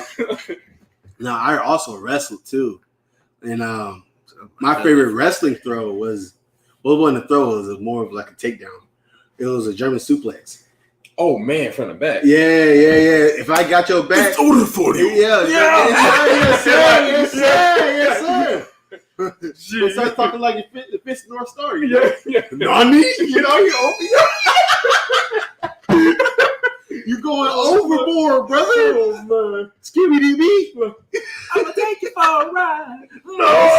Yes, sir. He said you flying air showers right now, buddy.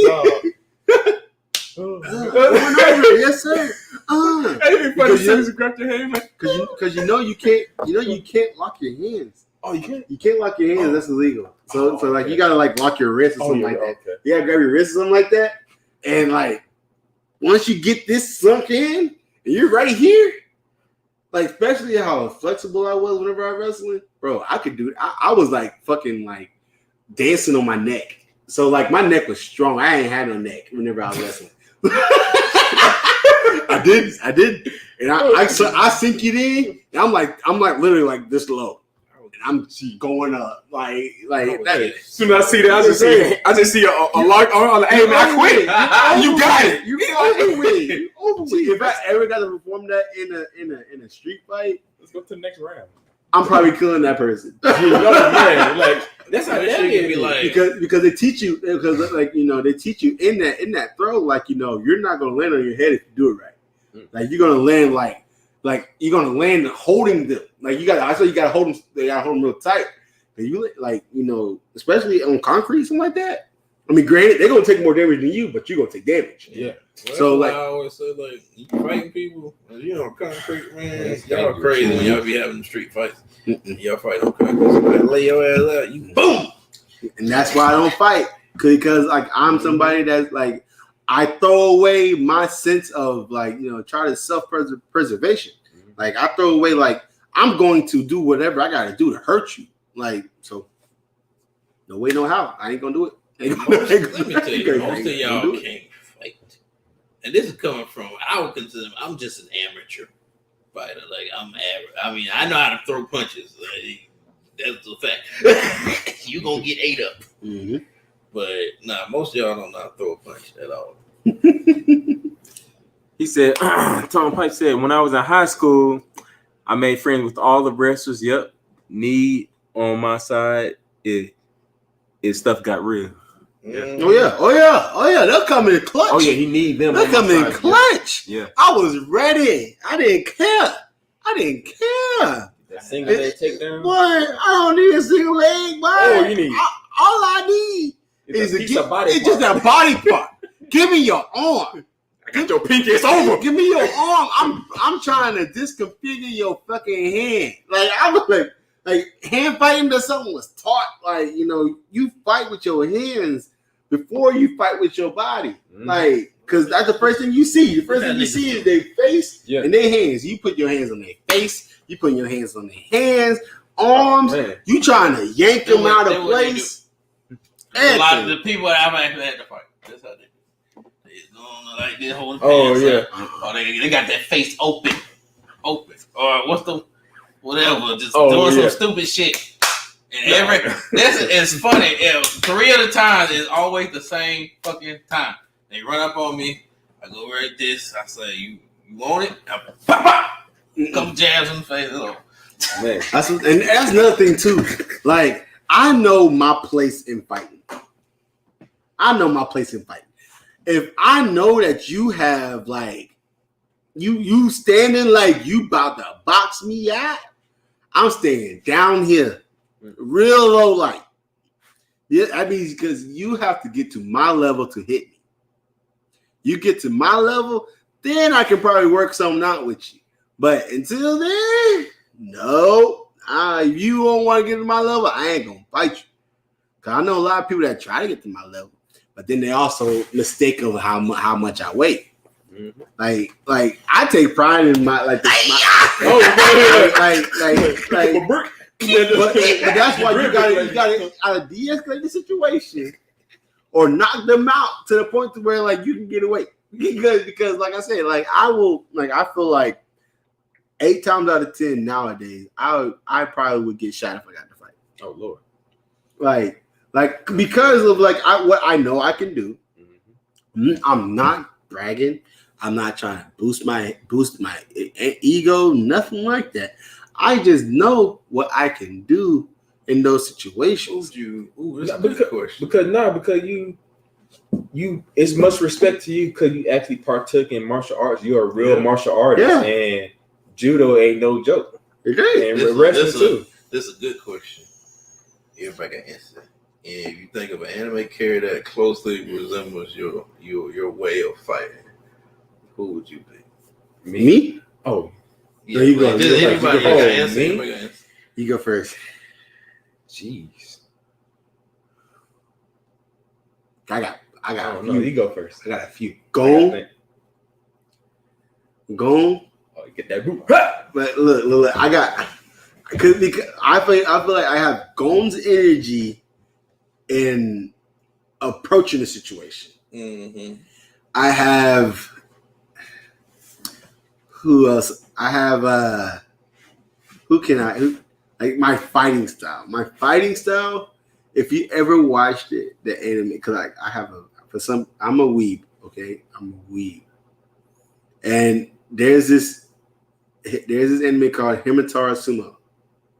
Oh yeah, I heard of that. Yeah, Himatara, like the way he fights, because like honestly, I don't fight nobody smaller than me. Like for some reason, every time I fight, it's somebody bigger than me because they feel like they can take me.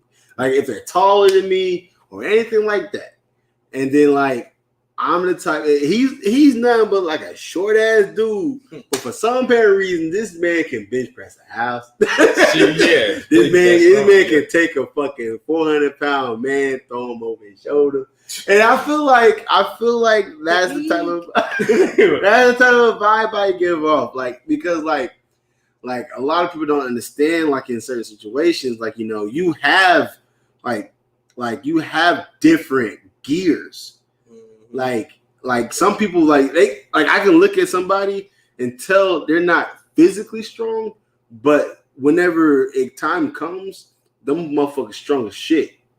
Like they tap into this type of energy that like for some reason like they get buffed all of a sudden. Like like I've seen somebody like they can't even bench press to 25, right? But like can knock somebody's head clean the fuck off. Shit that right? Like it's just like I call it game time speed. Game time power. In the zone or in the zone, exactly. Like stuff like that. Like those guys are the guys that some guys you need to watch out for. Like those because sometimes those are the guys that are quiet. Those are the guys that are like, behind the scenes, they don't really say much, they don't really do much. But as soon as they get pissed off, for some apparent reason, they can pick you up. Oh, snap. Some apparent reason your body leaves the earth for a second, So man, it's hard to judge sometimes. but also like when you know, don't mess with that guy. Don't mess with that guy. Don't mess with that guy. I know. The funny thing is, this is a recent character, and he, after watching this show, he fits very perfectly. It would be Yuji. Because it's his strength. I'm stronger than most people think I am. I feel like even though technically when I was younger I did some boxing and stuff like that, but most of my way I fight is from just strictly street fighting and learning how to. So applying the stuff I did learn when I was younger and then put it on as I got older. So that's where that came from. So it's a lot of street fighting and knowledge from that. And so I feel like his character fits perfectly. Because it's not like, oh, I'm thinking about this shit. I'm getting up in there, motherfucker. Yeah. And I'm hitting you hard as fuck. I'm breaking some shit. Fun fact, a lot of times I've hit somebody, I've broken or cracked something before. Broken a dude's mouth, busted teeth out of his mouth, cracked the dude's ribs in one hit. It's fun. Punched a dent in the car one time. I was pissed the fuck off. And the locker. And also, like that just got me started about something I remember whenever I was a kid. Like, I got a lot of my shit. When I was in high school. And he already were talking about it. Oh, the wrestling. I thought it was a new one. My bad. Like that also like throws me back to whenever I was in middle school going into high school. Like my dad, like was a very, what's the word I'm looking for? Like, I guess I kind of got my mannerisms from him. But my dad was like a more scary build. And that happens a lot. Like, Intimidating? Huh? Intimidating? Oh, my dad had a scary build. Like, he was about 340. But, like, my dad was more like he could move with 340. Like, my dad had a neck. He had fucking the whole U.S. fleet for arms. Some E-Honda stuff. Oh, my dad looked like some scary dudes, Like, my dad was one of the scary dudes, but he wasn't tall. He was like, I'm taller than my dad. My dad's like 5'10", right? But he's toned down. He's toned down a lot now. But then he was like 5'10", 340, big ass dude, right? Like can fucking punch a hole through your chest, right? And my dad got angry at my mom one day. He was angry. He walked outside to the garage. The garage is plastered and punched a hole straight through. Goddamn. I was scared. And like me knowing what plaster is now, especially in our line of work, plaster is not weak. Not weak. It's thick, about that thick. And it's like concrete. And he punched a hole through it. I was terrified. I was demoralized. I was like, I promise I'll get every good grade I can. Like that was. It was fine after you did one. They're not designed to have holes. I felt like after seeing that, I know that every time my dad whooped me, my dad was taking it easy on me. You know how I know that was impressive? Because the time I punched it a hole in, I almost broke my hand. Bro, my dad punched the hole through one, and it was one solid, boom, like that bitch hurt. Like it hurt me. And he got up just walking around like pissed off at the world. And I'm like, Lord, if you ever steer me down the path of pissing him off, somebody said it. Please steer me in the way. Steer me in the way of your righteous word, Jesus. Hey. My dad had like an intimidating. My dad was kind of built like when his younger days. He was taller than me, but built. He probably was a little wider than me, but he was solid. Kangaroo. Yeah, he boxed. He was Marine. Man, he was on one. He ready. Don't fuck with him. I remember one time, the kids in the neighborhood, you know how they talking shit, right? Yeah. Don't do that. My dad got into his mode one time. Oh, man. Them motherfuckers. He's scared now. Like he like he said, my dad timid he is not that guy no more. Yeah. I mean, it's in there still, but yeah, he's so way laid back now. My dad Way laid back. He got that voice, that intimidating voice, like so deep, and it just shouts towards your direction. It's like God, he kind of standing still freeze a little bit. Yeah. That's another thing my dad had. My dad had that house shaking type of voice. Yeah. Like, let me see if I can try to get to his. Like, have you heard me? You heard my voice whenever I'm having like a sinus problem, something like that going on. That's how my dad sounds. Like, he sound like this right here, and like, you know, my dad was real country. My dad was real like one of those guys that like, you know, shot you straight. It is what it is, right then and there. And my dad was like he had a very strong voice, like It reaches. Right, like you heard it. Yeah, like a mouth. Don't act like you ain't hear it. Yeah, don't act like you didn't hear it. Call your name, boy. You act like you didn't hear my dad call me, boy. You ain't hear my really. And like that's the type of guy I wanna. I'm trying to inspire myself to be like respected, right? Like that's nothing but respect. Like you ain't got nothing else to show that, man. Like living in like I'm kind of living in the shadow, like especially in our community. But like that man is somebody that you want to like you try to inspire to be like he taught me how to play football. He taught me how to wrestle. He taught me how to be a man.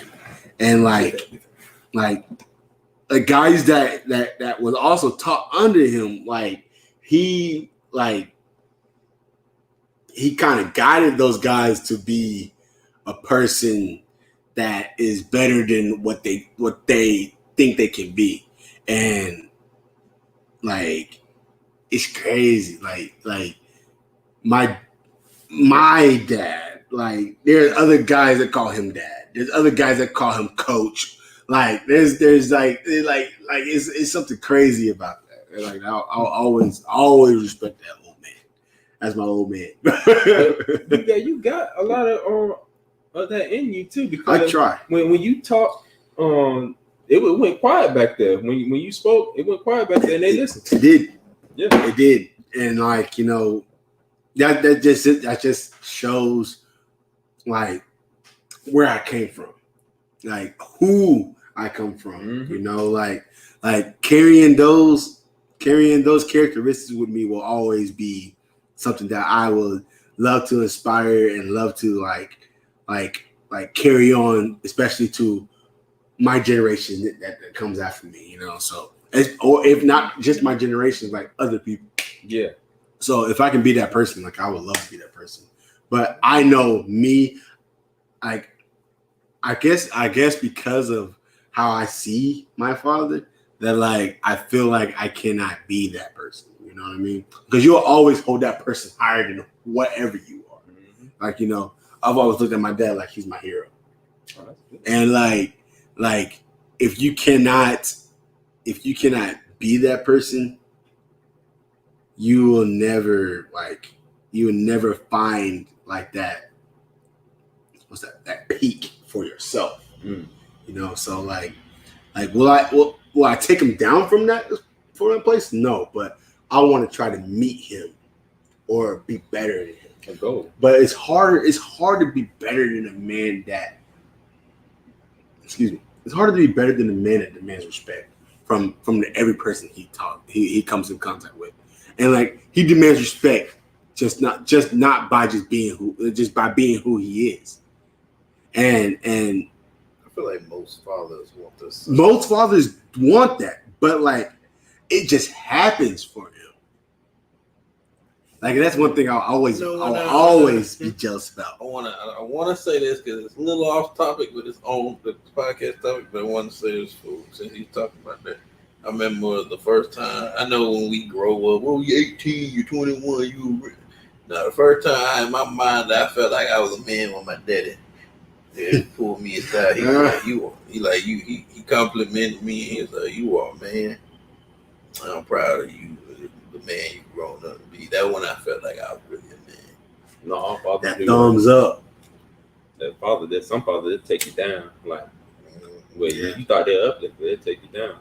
And just like how you said, somebody you looked up to, you didn't think you could be better than them and all that stuff. It's just like when Larry Holmes beat Muhammad Ali. Larry Holmes looked at Muhammad Ali like that was his hero and stuff, and he cried after he beat Muhammad Ali after the fight. And just like what Tone Pipe he said about how you say how we are like physical, like fight wise stuff. Mm-hmm. He says, "I'm more of a Muhammad Ali. I'm going to beat you with a strategy. I'm going to make you wild. I'm going to make you look foolish while trying to fight me. I move around and make you come to me. Then I attack based on how you move." And in those situations, like I'm a dirty ass fighter. I wouldn't. No. I wouldn't even press the issue. Like if that's the case, is that how you gonna fight? I'm not gonna fight you. Not saying that I don't respect you, nothing like that. But first of all, you're not going to go into my class. Like that's how most fighters are supposed to think. Like you're supposed to think about: are you going to fight like me, or are you going to fight the way you want to fight? If you're going to fight the way you want to fight, I don't want to fight you. And that's like it stems out. Like it does. But like if I'm 38. I'm going to sit there and wait. But also, I've learned how to combat punches. So, like especially in judo, like you punch me, I'm taking your arm. I'm taking your arm with me. Like I'm trying to take your arm off your body. But those guys, like guys that want to strategically fight, I feel like it's a situation. It's all you, big dog. It's all you. Me, it's situational because 1 second, like how he just said, he'll flip me. 1 second. First of all, I always have like a blade or something. Depends on the situation. I'm not just gonna pull the blade out, but if I feel like this is one of the situations I gotta all hands on deck, then it is 1 minute I'm punching, the next minute I'm stabbing like 5 times. Good. Nah, I ain't gonna go that far. It was supposed to be finish him. Exactly. Like, if I were to choose, like, it would be from an anime. It'd be like more of a fighting game character. If y'all know Tekken, like I would be more like probably like a Steve Fox. But the thing is, I like throwing kicks too. Like I could throw some dirty kicks. Like I could cap your knee in or something. Like some John Jones type of stuff. You just reminded me of the funniest shit. I ain't mean to cut you off. I did in middle school. I actually, what's the kick? Is it a back? No, what's the one where you spin? Is it a spin kick? Talking about roundhouse kick? Yeah. I actually performed it correctly. And it was, I ain't gonna lie, it was literally situation. The situation just was perfect. And I did it and he flew right into the stall. Nice. I don't think I can do that again. That boy said, that's a bitch. I can't do it again. One time, but I don't know. It's not. It's like a gift and a curse. And like you talking about in the zone type of stuff. Like I feel like I don't know if I'm durable or I just can't feel what's hitting me or something, because that could mess you up real bad. If you ain't feeling what's hitting you, don't know how much damage you're really taking. So with me, if I know I'm getting hit, but I can't feel it. Like it's just weird. I don't know. Like I don't know if I'm not getting hit hard enough by a specific person. You can hit me hard. That's all you got? I don't know about that. I don't know. It's weird. I don't know, but I get it. Like Like that's why, like again, that's why I stay away from fighting, like physical conflict. Like I turn that switch off. I turn it off. I turn it all off, and I just go into what's coming at me. If you hit me, and what damage I'm doing to you. Are you continuing to fight? Like that continue screen when after you die, and like continue 10, 9, like that shit. Like if you're still fighting, I'm here for you if you want to fight, and I don't want to have that. I don't want that. Like I meditate every morning.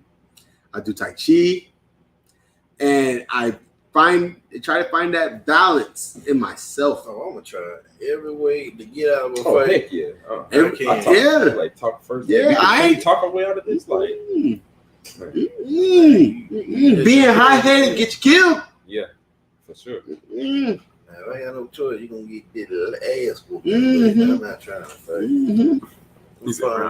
Fun. Yeah, roundhouse is not an easy thing.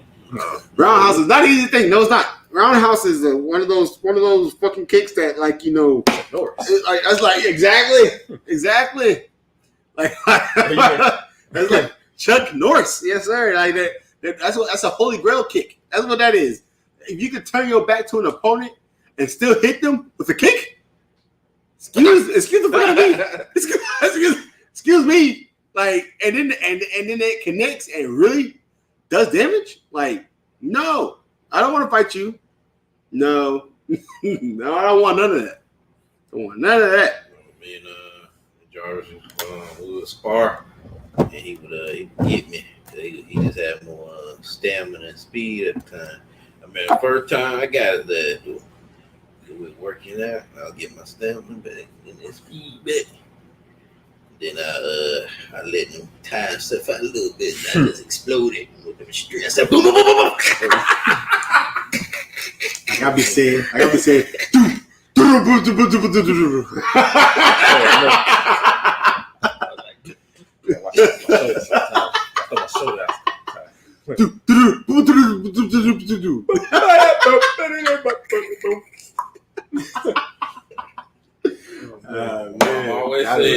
my dad was like, if you can avoid a fight, avoid it. But look, you got to. It is what it is. Mom said they're gonna bleed like you gonna bleed. So my dad said, if you gotta fight, you better handle it. You better handle it. She said they're gonna bleed just like you gonna bleed. But also, like I said, like a lot of mannerisms that I got them from my dad. My dad, like, I'm like the stories and okay, stories is one thing, but validation of the stories is another. When you hear somebody else talking about the stories, that's what makes it scary. Like, you can hear your dad can say whatever he wants to say, but when you hear somebody else chime in and say, "Oh yeah, I remember that," and woo woo, that's when it starts getting scary. Like, my dad, he don't like I guess it was back in the day. It was like in the 70s, 80s. And this man, I guess called him the nigga. He's a white man. My dad stuffed him in a locker and pissed on him. This man was bigger than my dad. This man was like one of those country corn-fed white boys. And Woodstock hat. Right. And stuffed him in a locker and pissed on him. And my uncle, which is his brother, said, "Oh yeah, you got suspended for that." That what made it scary. that whenever you hear somebody say that, like, validate a story of somebody stuffing a grown ass man in a locker and then pissing on him, jeez.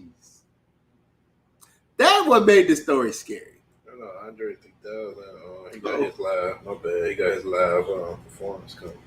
Not rapping though. He just doing. He doing the flute. Hey, why you playing though? That fruit was relaxing. Hey, bro. I've been on my soft jazz. Shit, me meditate. I love me some piano jazz, bro. Piano jazz is like. Is your dad R. Kelly? What you talking about? Drip, pee on you, love on you. Exactly. Yes. Exactly. My daddy was just like R. Kelly, damn it. It was R. Kelly before R. Kelly. But he wasn't pissing on little girls, he pissing on grown ass men. It was weird for me in school. Like I was more afraid of getting suspended than getting into a fight. I'm like, dog, I cannot fail this grade. Like I can't. Like I would, but I don't got no problem scrapping with I play too many sports. I don't want to get in trouble. I got to go in the track team. I play too many sports. Yeah, that literally happened. And when I was trying to get my shit together, and these motherfuckers want to fight, and I I'm got to like, graduate. graduate. That's something above you. Exactly. Y'all want to get lit up, and I was like, no. I took a few hits on purpose because they want to fight, which is funny because them fools called me a pussy, and everybody else was like, nah, he took that. I ate that bitch. Hit like a pussy. He did. He got up, powered up, hit me right in the on the side like this. You heard it. I ate that bitch. My face. I said, do you have more? I ate that bitch. He said, you pussy. I said, no, you the pussy. Shoot. He his ass. He didn't want to continue because that first win that really deters a person like an. That's how you know. Yeah, that's how you know you hit somebody like that and they ain't bud. That's when you guys rethink your life decisions. That's when you guys rethink your life decisions. Calm down, assess the situation. Stop. Hey, I just hit this man with a solid right, and he ain't move. Nah, run away. You hit him with a fucking all might Detroit smash, right? And he ain't move. Nah. He came with that Japanese English too. No, that means he built different. That means your qualifications was not high enough to fight him. Remember the Dragon Ball Z movie, the recent one when Cell Max went the gut. And he just went like, he ate that shit. No, he might No, my favorite scene is from Dragon Ball Super movie. Whenever Frieza had punched. Oh, you talking about Goku? When Frieza had punched Goku. And he ate that shit. And he punched him and ate that. He turned that head back around and punched him in the gut. And that fucking shit just went, ooh. Like, I did like this was the old movies. The Dragon Ball Z when he fought Crueler and he went Super Saiyan and he was like punching Goku. He was like ding ding. Oh yeah. No.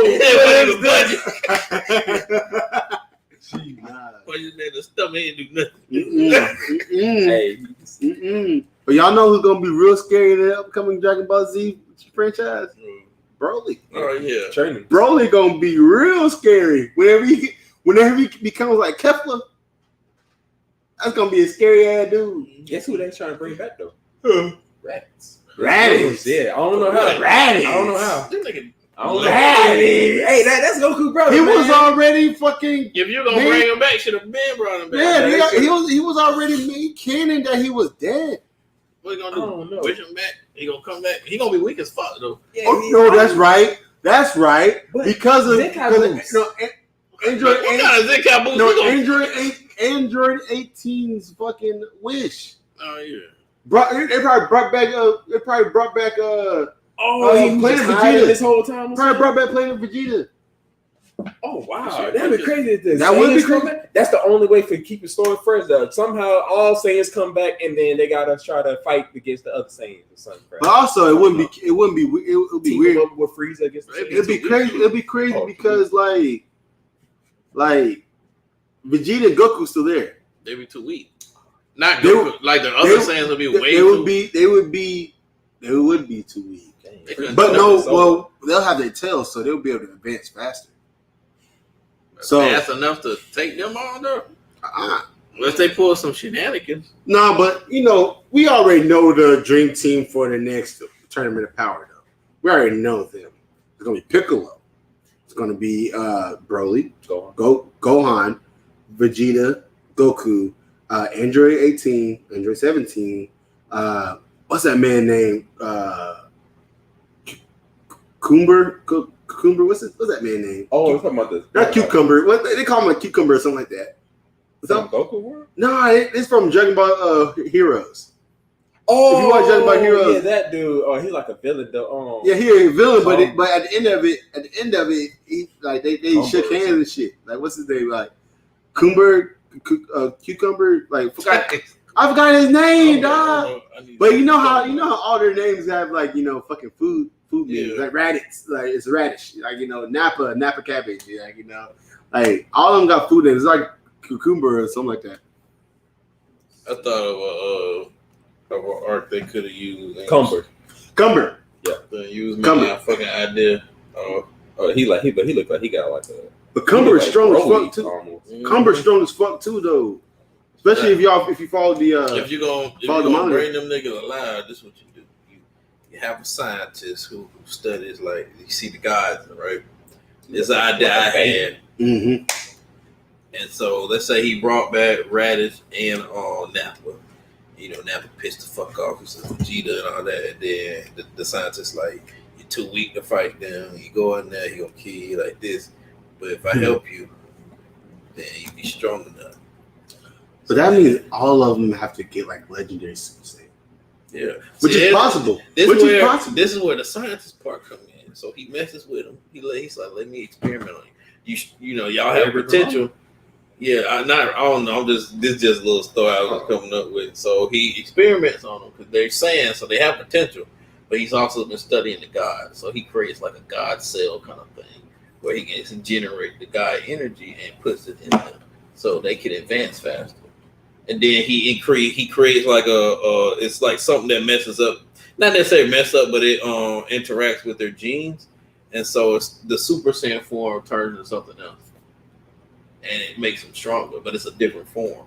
So, don't steal my idea, motherfucker. I like to see something intimidating. That like the best saga in all of Dragon Ball Z for me was the Cell Saga. Cell Saga, undefeated, hands down.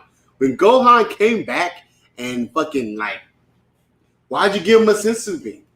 You got it, son. And you go. I looked at videos of why he did that. There's a reason why he did that. Stupidity. No, it was not stupidity. Goku is so smart.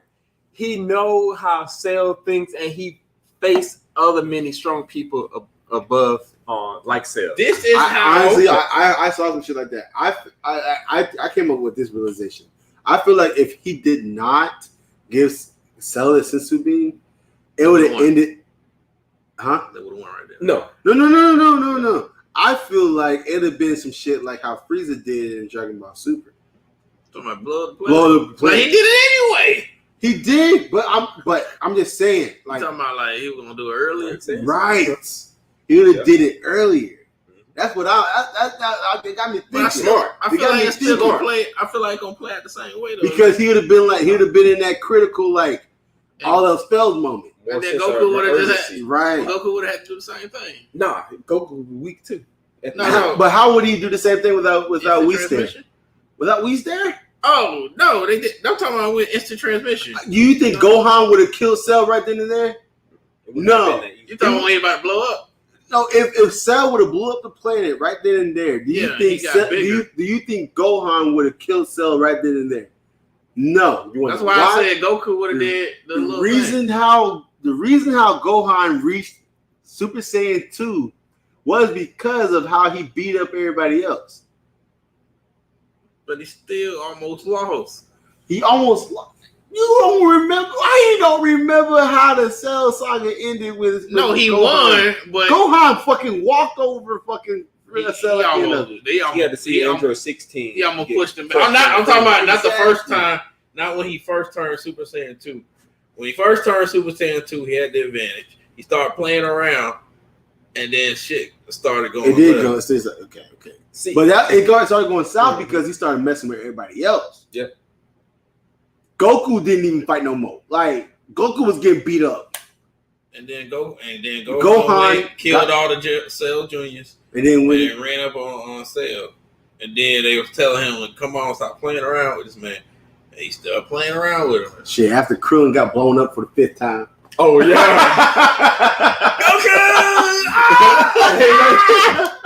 And you see it, that was crazy. How you put that in? I was like, I was traumatized. The reason why I think Cell would have still just blowed up like he did with the, get big, is because the reason he did it last time that he's just gonna explode. But see, Zach is right because Goku know that Cell is. But after they fought, Cell is a little weaker now. He's a little tired. And he's like, hey, after he heard Goku, all right, I quit. Hey, my son next. Cell like, I'm gonna have to get this next dude up out of here quicker than I thought I would have to be because I ain't doing too good right now.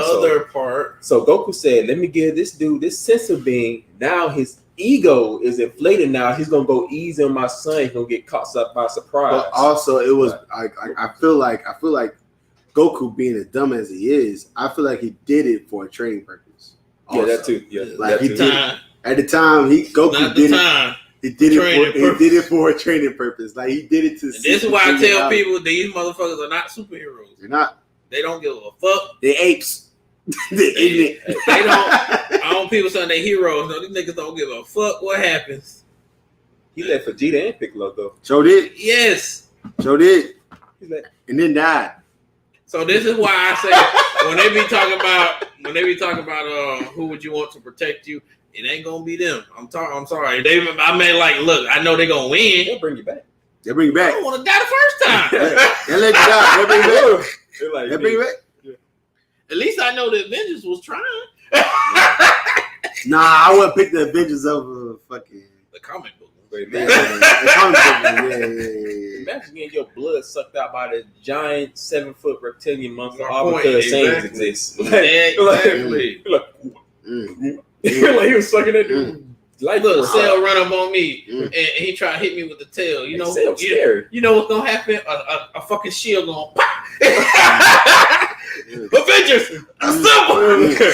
Hulk gonna jump. Hulk smash! Run up on that nigga. Nah.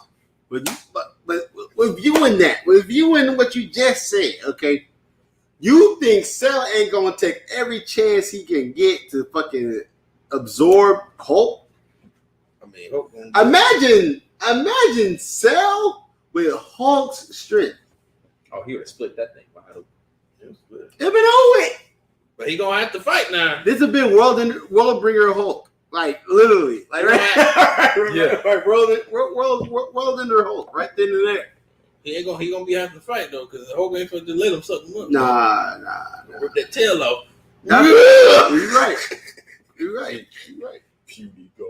Boom, boom, boom. But it can be just like Thanos. Snap. It can happen just like how Thanos fucking like just demolished the Hulk. Yeah, and fucking he was programmed. You know what happened with that? That was some movie bullshit. Let me tell you, when I'm not saying that Thanos couldn't beat Hulk, the problem was, see, the comic book Hulk is a different entity than the Hulk in the movies. That's a whole nother nigga. You're right. Hulk in the comic books, didn't give a fuck who he was. It would be more. He was getting your one. He was getting your one. But there were other people around though that the Hulk had to think about though. He couldn't rampage like he wanted to on that ship or whatever, you know. He was constricted. But you gotta understand also, like, you know, he was just coming out of what's the fucking place? What's Abomination? No, he was Thor. He was already like, you know, he was in that mode of like, you know, Hulk smash or like he was already in like that semi-cognitive like type of vibe. Like he was talking and shit, like, so like he wasn't necessarily like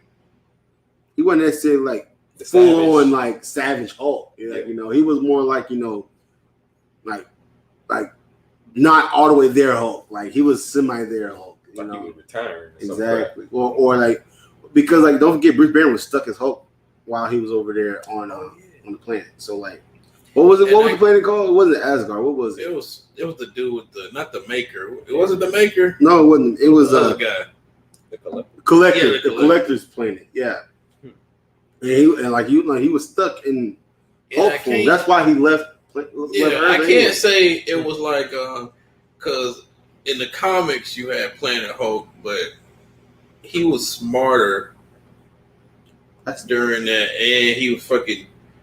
Because by the time he got back to Earth, he had already trained how to fight. It was a whole. I wish they did a Planet Hulk like actual live action movie, because Planet Hulk, the animated Planet Hulk, it was pretty good. And that was kind of like the beginning of how it would have happened if it kept going. Because of the planet, he went on there. Then they sent him away because he was too much of a liability on Earth. Well, he came back, that nigga. Because he thought my favorite scene is that Iron Man go to sleep. Oh yeah. It's like, dude, gonna have to sooner or later, like go to sleep. He was praying, like, please. My favorite scene. What was that? Civil War or some shit? I can't remember. Yeah. Was it? Yeah. No. Age of Ultron. Was it Age of Ultron? Yeah. Because Ultron did something. No. Scarlet Witch did something. And got them all. Yeah, that's when she acting stupid. But in the comics, y'all, boy, when Hulk came back and he had his boy, Hulk was like, look, everybody's ass. And he whooped everybody's ass. Everybody, Ghost Rider even tried to run up on this nigga. Gave him the business. I don't know, man. Ghost Rider is somebody. He's one of the strongest. He is an entity. I don't know, man. Ghost Rider. I don't think Ghost Rider gonna get soloed by fucking Hulk. It's a different Hulk, man. Yeah. The only person who was able to run up on Hulk and make it wasn't it like a draw? No, Sentry. Yeah, it was a draw. Sentry? Yeah. The only dude. They wore each other out. Yeah. And transformed back. Both of them. X-Men tried to take him on. Oh, boy, he did. I remember that. Dirty as fuck. I haven't seen that. Hulk was like a fucking like villain like the whole time. Yeah, like, my favorite scene during that one. My favorite scene was when Wolverine thought he was gonna run up on Hulk. This is Hulk with some brains now. He's like, oh no. So he was like, let me show you something. So he hit him in the head, gave him a concussion. Because he got that metal skull. He was like, My boy, season up. Yeah. He said, big. Stop. Brain matter. Oh my god. This ain't the same fight, boy. No. He's smart. 1, 2. You know who I think that could have like actually stood up and like actually like served some type of like fucking like even ground to him as well was what's that man named? The man that had the pitchfork on his head that died. No. That was my favorite scene. The bitch. No, that's my favorite scene. Oh, you talking about Black Bolt? Black Bolt, yes. I feel like Black Bolt could have did something. I mean, he fucking obliterated Doctor Strange with a "I'm sorry." Yeah, you see, he was on the moon fighting Black Bolt. Black Bolt said, "Stop." He said, "I want you to scream." He said, "I didn't come to hear you whisper. I came to hear you scream."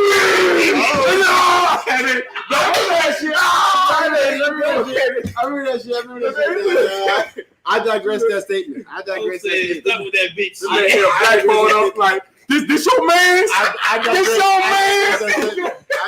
that statement. I remember that shit. I digress that statement. I remember that shit. No, that shit. I remember that shit. It gave me goosebumps hearing that shit. I was like, ooh, you better fuck him up. I know, right? I thought he was too. Like, he said, I came to hear you scream. I remember that shit. But I was crazy. Oh my god, Charlie. What's crazy is Black Bolt's power is so powerful. Yeah, every time he gets his ass whooped. It's true. It's so powerful. Nigga could blow a planet with a voice. It's so powerful. And like, give that man a microphone. Oh man. Give that man a microphone. Give that man something that he can act. Let me tell you something. All the people I watch a lot of shows. People got powers, bless you, got powers of the voice. And how come they all getting packed up? Why they all getting packed? People got voice powers. They all getting packed up. The recent one was Jujutsu Kaisen. That boy got cool. Oh, that man said bonito flakes. Oh yeah, but it's so hard when he actually speak. He's like, stop. Like it just echoes. Stop. But he gone now. Like the feeling's kind of hurt. He gone. Well, he ain't dead. He hurt. He gonna be gone now. He gonna be for a while. Spoilers. He hurt. That was in the season. Oh, okay. Oh yeah, Yeah, he got because I don't know where the fuck he was at. He was in the wrong place, wrong time. That arm. Well, I watched that damn episode where Sakuda was fighting Makaraka. I feel sorry for them people. Run, nigga, run. So y'all don't got no Dragon Ball in that world. And it's like one of the only animes where the MC does not have plot armor. Oh hell no! Nobody Like, got plot armor. Nobody got plot armor. Like he's the he's the one of the only ones to actually survive. But like he got his ass beat. He got beat. Like homeboy said, he stood over him and said, "Are you done? Jeez, yeah. Are you ready to receive your punishment?" Like no, spiritually. No. He's sitting there, bout out, and he finna fight his ass up. He got saved by the bell. Man, he got saved by the bell. That's your the L. fact that what's that company that gave it a 6 because it was too much action going on? Yeah, that shit is stupid. What do you mean? That shit was hot. Keep it going. Say you're not a Ghost Rider fan. I do like Ghost Rider. What was that other scene? What was another scene? Damn, forgot. The realest scene to me was when what's his name? Laid out, his ass was fucking crying. He was like, I don't want to do this shit no more. Oh, I'm done. He was done. But like, he was done. You know who else don't got no plot armor? Who? Guts from Berserk. Oh yeah. I was like, ooh. Oh yeah. Oh man. They got no plot The armor. suffering that man went through. That man suffered. Don't want that. Don't want none of that. This type of nigga will take the henny ball to the head. The whole bottle. That one right there. Oh snap! The whole bottle. Guts deserved it, and he needs it. Yeah. That's all he paying for. You need to forget something. Oh no! How your wife got abducted? Your wife got abducted Ain't shit nigga by ain't shit nigga. by an ain't shit nigga, This your problems. and you get to see what the fuck he do to her. bitch. This your bitch. Mm-hmm. This your girl doing this? If you watch that, it's my that was girl. terrible. If you watched it, he was holding her like this too. This your bitch. This Yo, your bitch. man. Ooh, you gotta gonna watch die, it. motherfucker. But that's And you gotta go through it to get to him. And you get to him? These spoilers, by the way, but if you ain't seen this shit. Oh, I'm sorry. I mean, this shit, man, you should have been out for years. Yeah, fuck that shit. Guts is old. Yeah. Berserk is old. Yeah, from the 90s, I think. You ain't read it or nothing, or even watched the it was like I think it's 2 different or 3 different ones. But yeah, they need And it. then there's the movies that the movies same portray. But By now they should have been. I feel like it's okay to do the anime now. like No, they did not. No, they did. They did not. They did not. Oh. But you know who else? Like, I think their story kind of like portrayed like the Dante's Inferno type of situation. Oh yeah. I think that's kind of how they. I think that's kind of how they did it. But Guts was an ain't shit nigga though. I ain't gonna lie. The first thing you see is in the manga is him fucking a demon. Oh crap. Come For a on. reason. For a reason. He killed the demon after. It was for to kill this bitch. but he was fucking the demon the first thing you see when you open the book.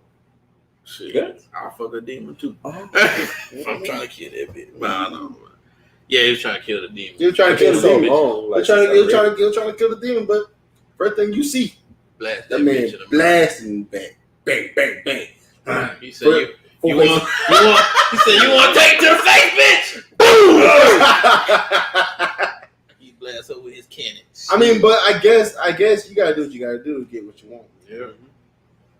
Gotta do what you gotta do to get what you want. But yeah, that man went through hell and back. And what made it so bad, most of y'all don't know this, after he took his woman butt, he fucked up the baby, because the baby, she was pregnant by guts, and his demon seed corrupted the baby and then turned his baby into a demon.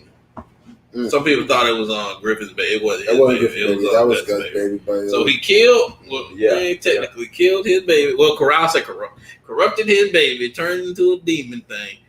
So he just fucked this man's life. The last part that I dropped off, I'm coming back to it though. It's like his baby finally. He pretty much been protecting them through the whole way. Sometimes when he can, like it depends on the type of moon night, the type of night where he's able to fully protect them and everything. But he finally came back and introduced himself and everything. And damn, fuck up my shit. And for those you get a little further, man, let me tell you, his woman, it's hard for her to even be around, like, cause she was full of her mind. Whew, her mind gone. Remember when they tried to revamp it? Like they revamped it and like. Oh, that damn CGI shit. Right, they revamped it and they were like naked and laying down and like it went from like all happy and sunshines to like slowly melting. Like everything was slowly melting. Like it just dialed back to like I guess a time where he was dreaming or whatever like that. They skipped I think they did that twice when they redid it. They skipped a whole arc. That children arc. I don't think that should have been animated either. But it kind of messes up the story. It messes up the story, but I don't think it should be animated. You can skip parts. Just like how Attack on Titan did. Attack on Titan skipped like fucking 3 arcs. Like you can do you can what's it called? You can allude like when the kids. There was a scene where the kids, they you know what they're doing. They said, "I'm gonna adult attack you." And they're adult attacking each other. You can like allude to it. You gotta show it. They was doing that was crazy. Yeah, it was weird. Adult attack. It was weird. You're like, what the fuck is? Oh shit! No. I gotta reread it again. I was like, but hey, you know. And the reason why I say it should be is because. First, you got all the other shows that get pretty crazy, and then Berserk shows how dark the humanity can be. Yeah. That's why I like watching. If y'all ever watch Devilman Crybaby, I love that. Oh, I gotta finish that. Devilman's Crybaby is good. That shows how dark. There was some boy. You thought the demons was evil. People fucking just psychopaths. Some sick motherfuckers. Like, I'm the one that got demon power. Yeah. Like, that shit crazy, man. Nah, them boys rapping in fucking. I was like, yeah, them boys spitting. But then you read the subtitles, it's like, nah, you ain't spitting, bro.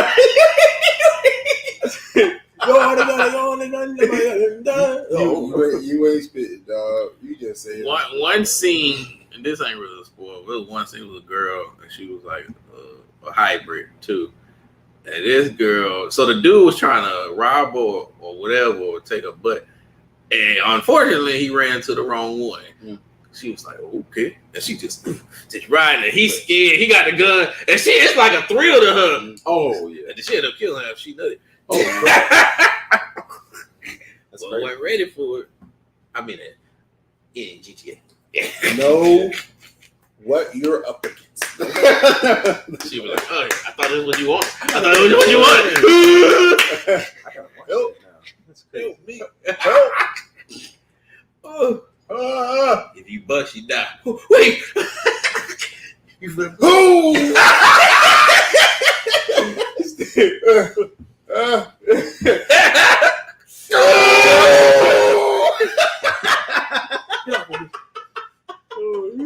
Both of them.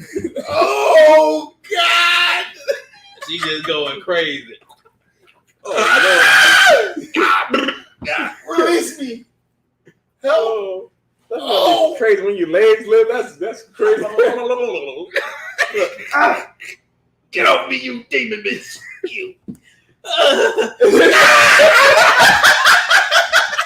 It's like you trying to stop it. It's like, no, I will can't not. do it. It's like, I won't go. I will not I come. won't Cannot make me come. Oh, What was that man. movie? Oh, Told that him when Boomerang where Eddie Murphy, he tried to like, no. Robert Gibbons. He's like, No, man. No, man. I can't have that. Yeah, I'm scared. I be scared with people. That's why I don't want to fuck no female. I don't want no female to fuck me. I fuck females. No, don't fuck me, please. Don't I've been fuck me. fucked before. It's not good. Get off. No. Help. please. Especially when they were about to come, she be like, don't move. Oh no. No. Yeah. Don't talk to me. Don't talk to me. Like, don't talk to me if you about to nut. You about to nut. Don't say nothing to me. No. She be I like, don't want don't nothing. My ex was like that. She be like, don't move. Don't talk to Don't me. move. Don't move. Whoa. Then she be like, make it flip. Make it flex. Make it flex. Oh my God. Bang. No. Double kick. I don't know. Every time we just do it, he just double kicks. He's like, my essence. Help. That was a demon bitch did that there. After she make you come, she throw your lip body. You're useless to me now. I don't want to play with you Like, anymore. like Andy throwing away like Andy throwing away Woody. Yeah. Oh, you're boring. Oh, to me, no. dog. I don't want to play with you no more. So long. Man. The life we live, brother. The life we live. What's your final thoughts? oh man, there's a lot of scammers out. Like going back to the first origin of the story, the podcast.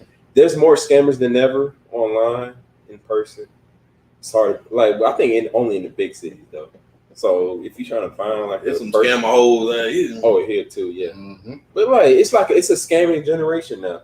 Like I feel like you can't really trust no. Well, I think most time more women scamming. I think. Oh yes. So you gotta watch out for them. I'm gonna add on that. Like, it's not just women. Yeah. There are men out here that are not below just taking your money. Oh heck no. So always be on your P's and Q's. Make sure Mm-hmm. make sure your situation or whatever you got going on is just intact, and you are in full control of whatever you got going on in your situation. Letting somebody cause you turmoil in something in your domain, you'll never find the peace that you need to be able to further that. And that's something that, especially as a man or a woman, either way, your peace is above all else. Mm-hmm. Don't look at that. You over them. Mm-hmm. Every time. What you guys up? Well, I'll say this. 1 minute. I was reading this lady. So this lady, this is gonna be quick because we're gonna end soon. This lady talking about a woman's peace is just a byproduct of what a man gives her, and I said that's somewhat true. But I'm saying if you're doing everything you gotta do, and she not giving you peace, what she was saying, well then that means you're putting yourself first because you want that peace from her, and she feels like she shouldn't have to give you that peace because you're not giving her what she wants. I'm coming in from a situation where you are giving her what she needs. So I guess she could be right in saying, well, you might be giving her what she needs, but that's not what she wants. You might have a house for her and she ain't got to worry about money, but she don't feel safe. What the fuck does that mean? Because women never answer that question. Like, they say you do all this and then it's not what they want, then it's what they want. Then do y'all? My thing is, I feel like a lot of women do not know what they want. So how can a man give you what you want? You don't even know yourself what you want. But my final thoughts is, well, that was part of it. Y'all gotta pay attention to your surroundings. Mm-hmm. And pay attention to your people in your circle. And pay attention to yourself. We put ourselves in all these crazy situations and we only want one thing. We have to remember, like I said before earlier in the show, think about it. This ain't just man or woman. This is just people in general. Think about the people you can really count on or call. Connect to them, Like, man. But think about the people you can really count on. We need to focus more on the people who give a damn. I've said this before. Because we focus too much on the people who don't give a fuck or who cause us misery. We need to focus more on the things that don't cause us misery, the good stuff.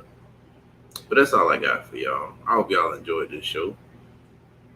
By the way, y'all go follow the new Instagram for the Blue Moon Magic Lemonade. Show some love. I'm gonna get some samples out soon. We're gonna get that thing rolling. But that's all I got for y'all tonight. I'm Sovereign. I'm Joker. And our special guest, Zach, he was great. He was wonderful. He had a lot of insight, a lot of things. He spread open our minds on a whole bunch of subjects. And yeah, I hope we can see him back again. If he does come, he's going to be even a bigger part than before. Big fat. Absolutely, absolutely. Heck yeah. Remember, eat that nasty pussy. Oh, yeah.